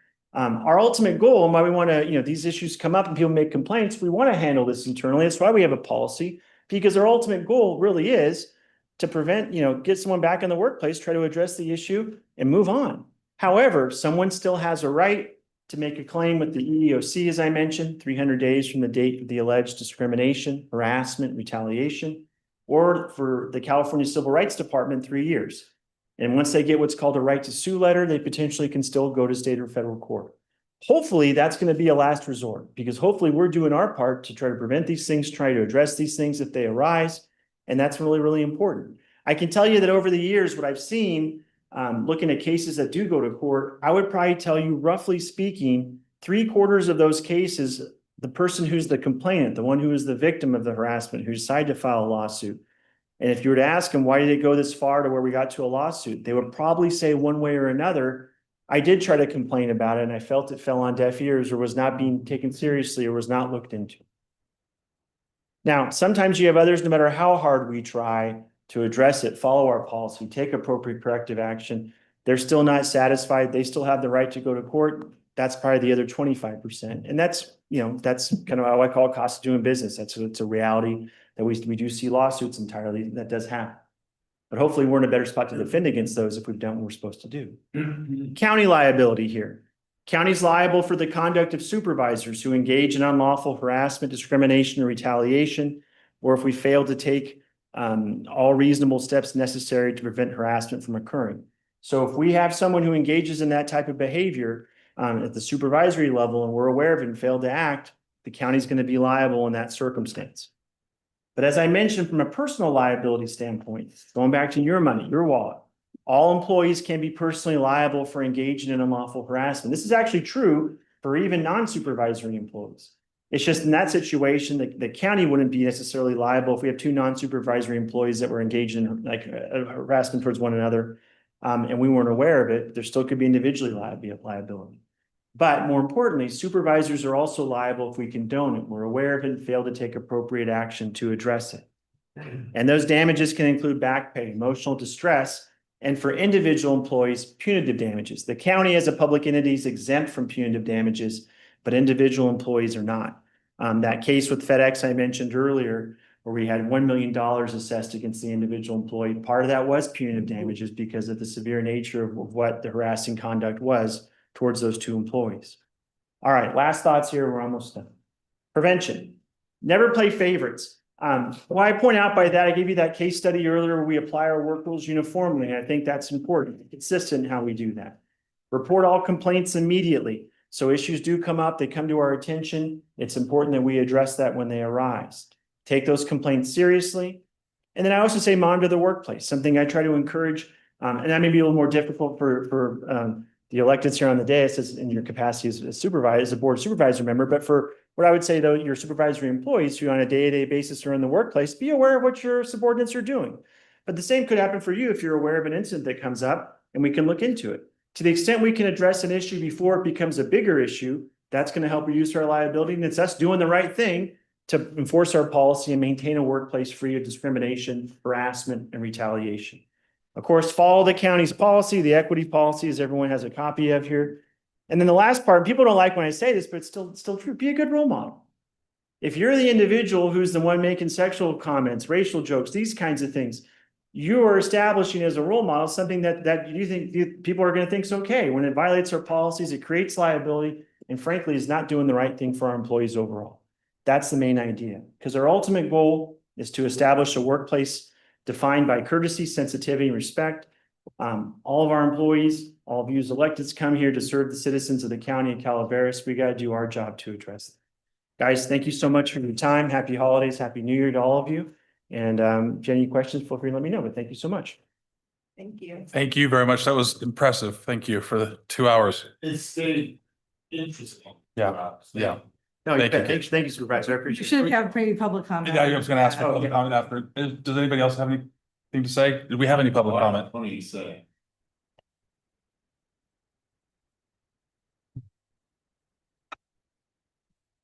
Gage. Nope. Okay.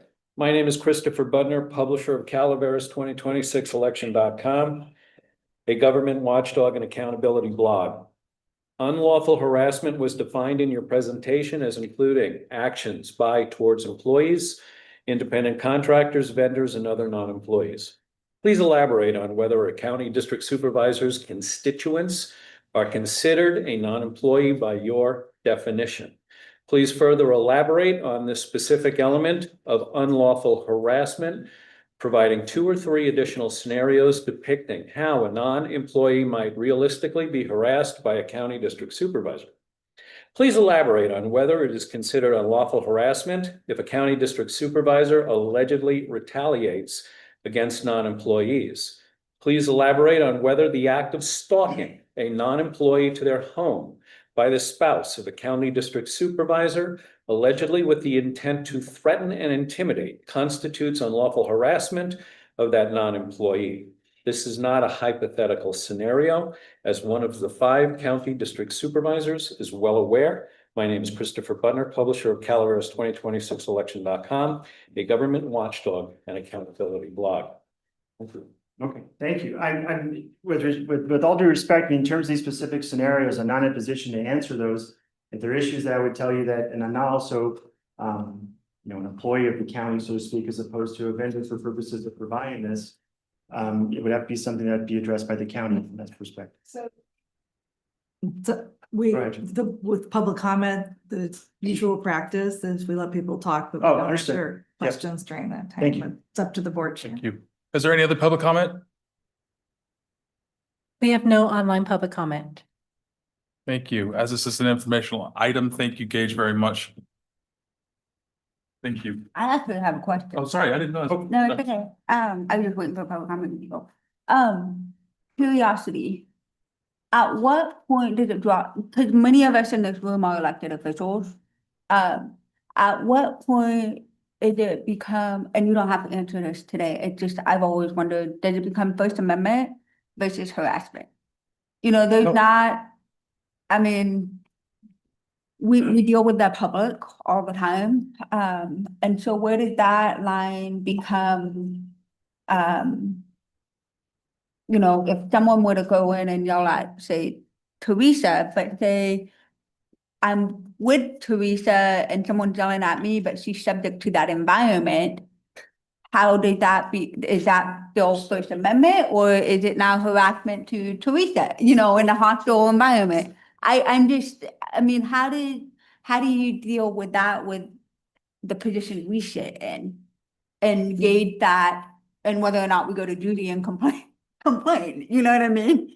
No, it's a fair question, and it's also one that I would say is a very complicated one, because it depends on the nature of what the speech is.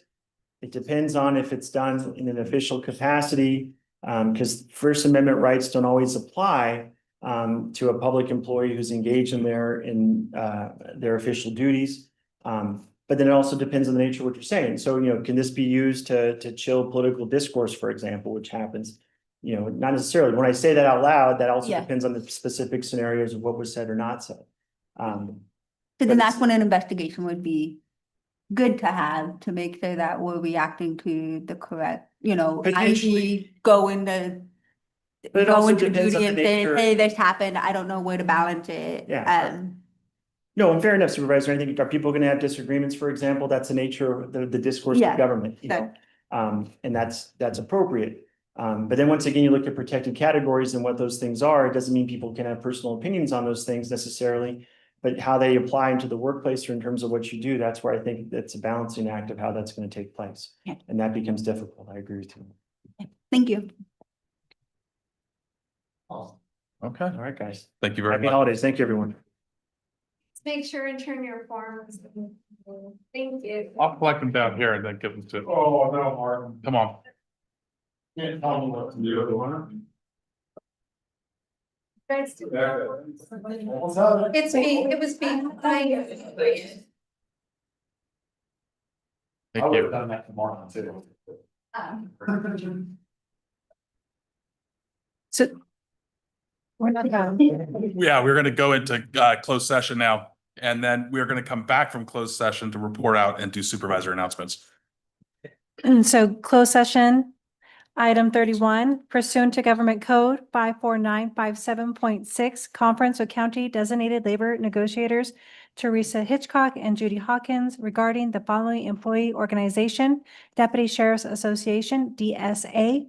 Item 32, pursuant to Government Code 54956.9D1, conference with legal counsel, re-existing litigation, James Gamble versus County of Calaveras, Calaveras County Superior Court Case number 25 CV 48346. Thank you, And we do not have any online public comment. thank you. And I don't see any public comment here regarding closed session. No, thank you.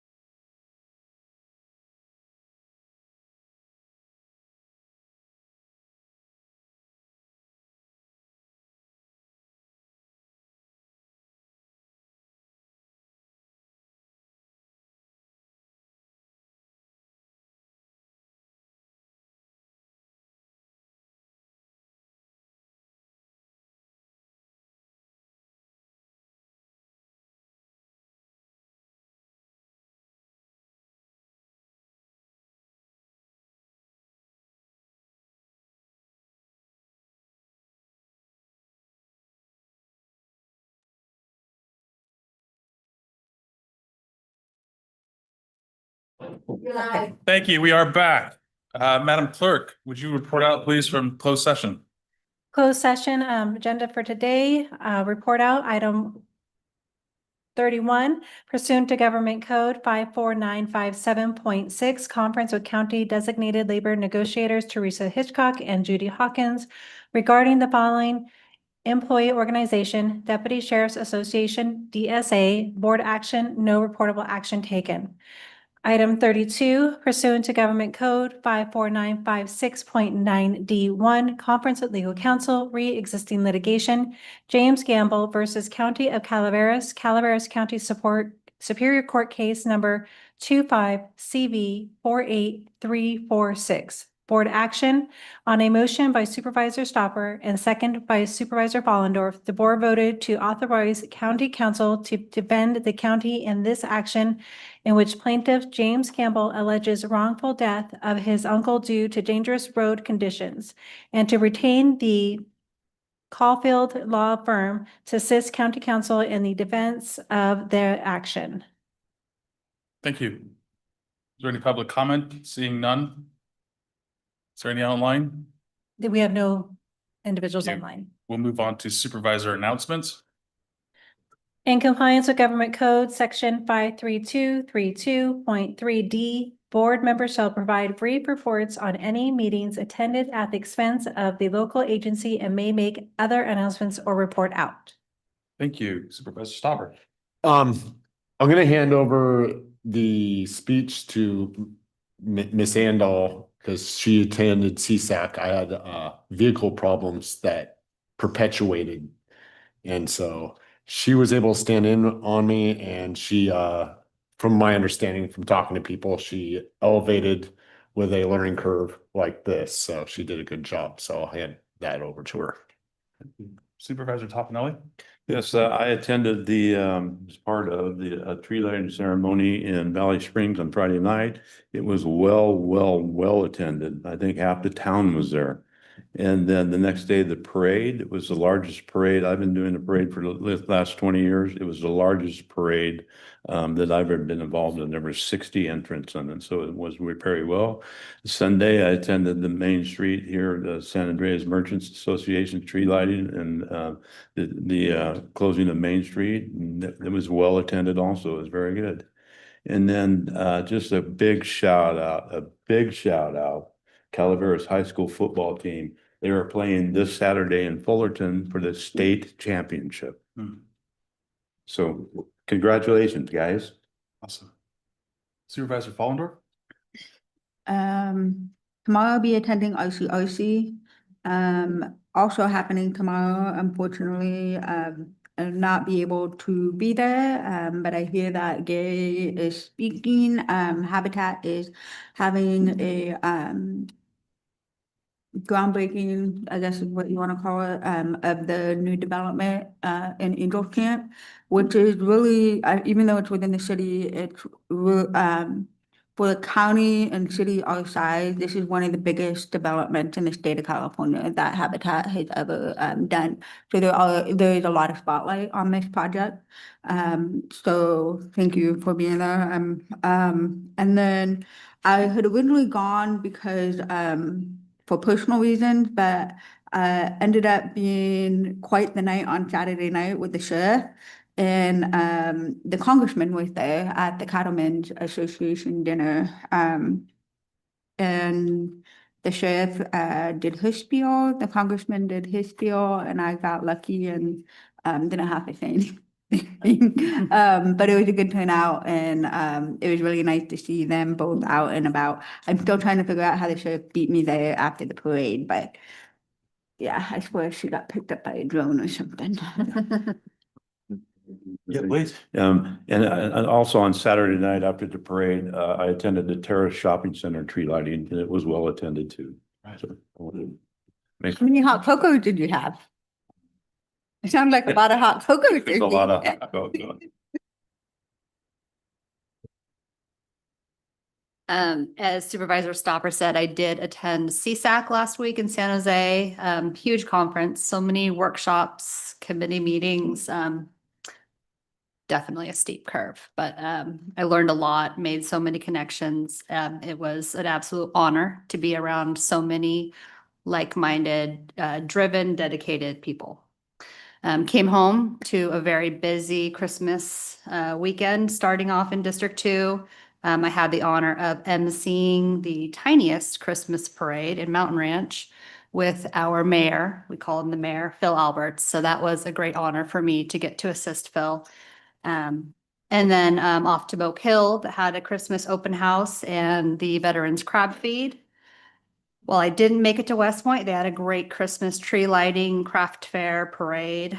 So a lot going on. And I did make it Sunday night down here to San Andreas to the caroling on Main Street.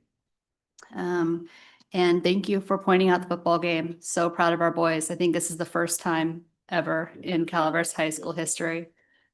So my nephew is going down there. It's a great honor. And Supervisor Hubbardy, thank you for chairing this year and bearing with me in my first year of service. All of you. I'll start off by saying it's been a complete honor. Thank you all for letting me chair. That was awesome. On the 2nd, I was at the Behavioral Health Board meeting.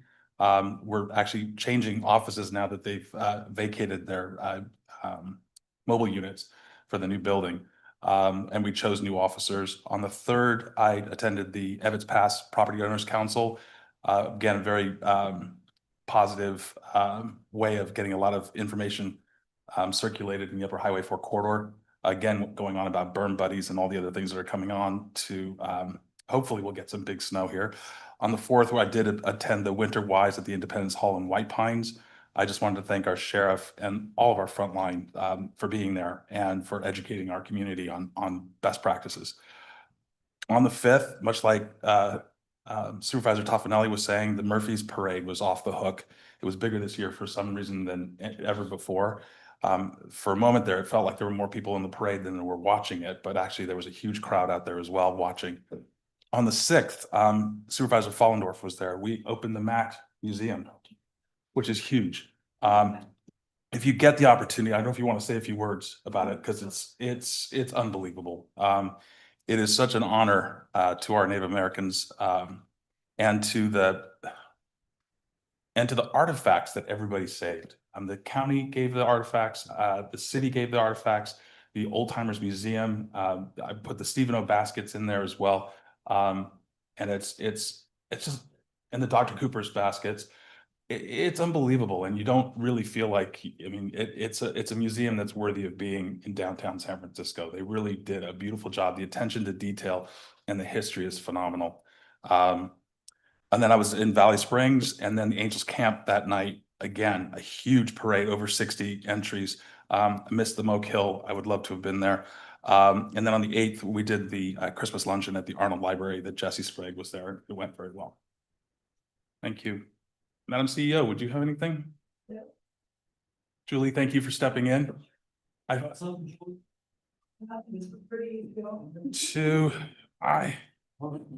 think Sarah's in a pub somewhere off of the Kings Road at the moment. She's enjoying herself. Madam County. That's it. Susan? Merry Christmas, everybody, and have a great new year. Thank you. Yes, Merry Christmas, everybody. See you next year.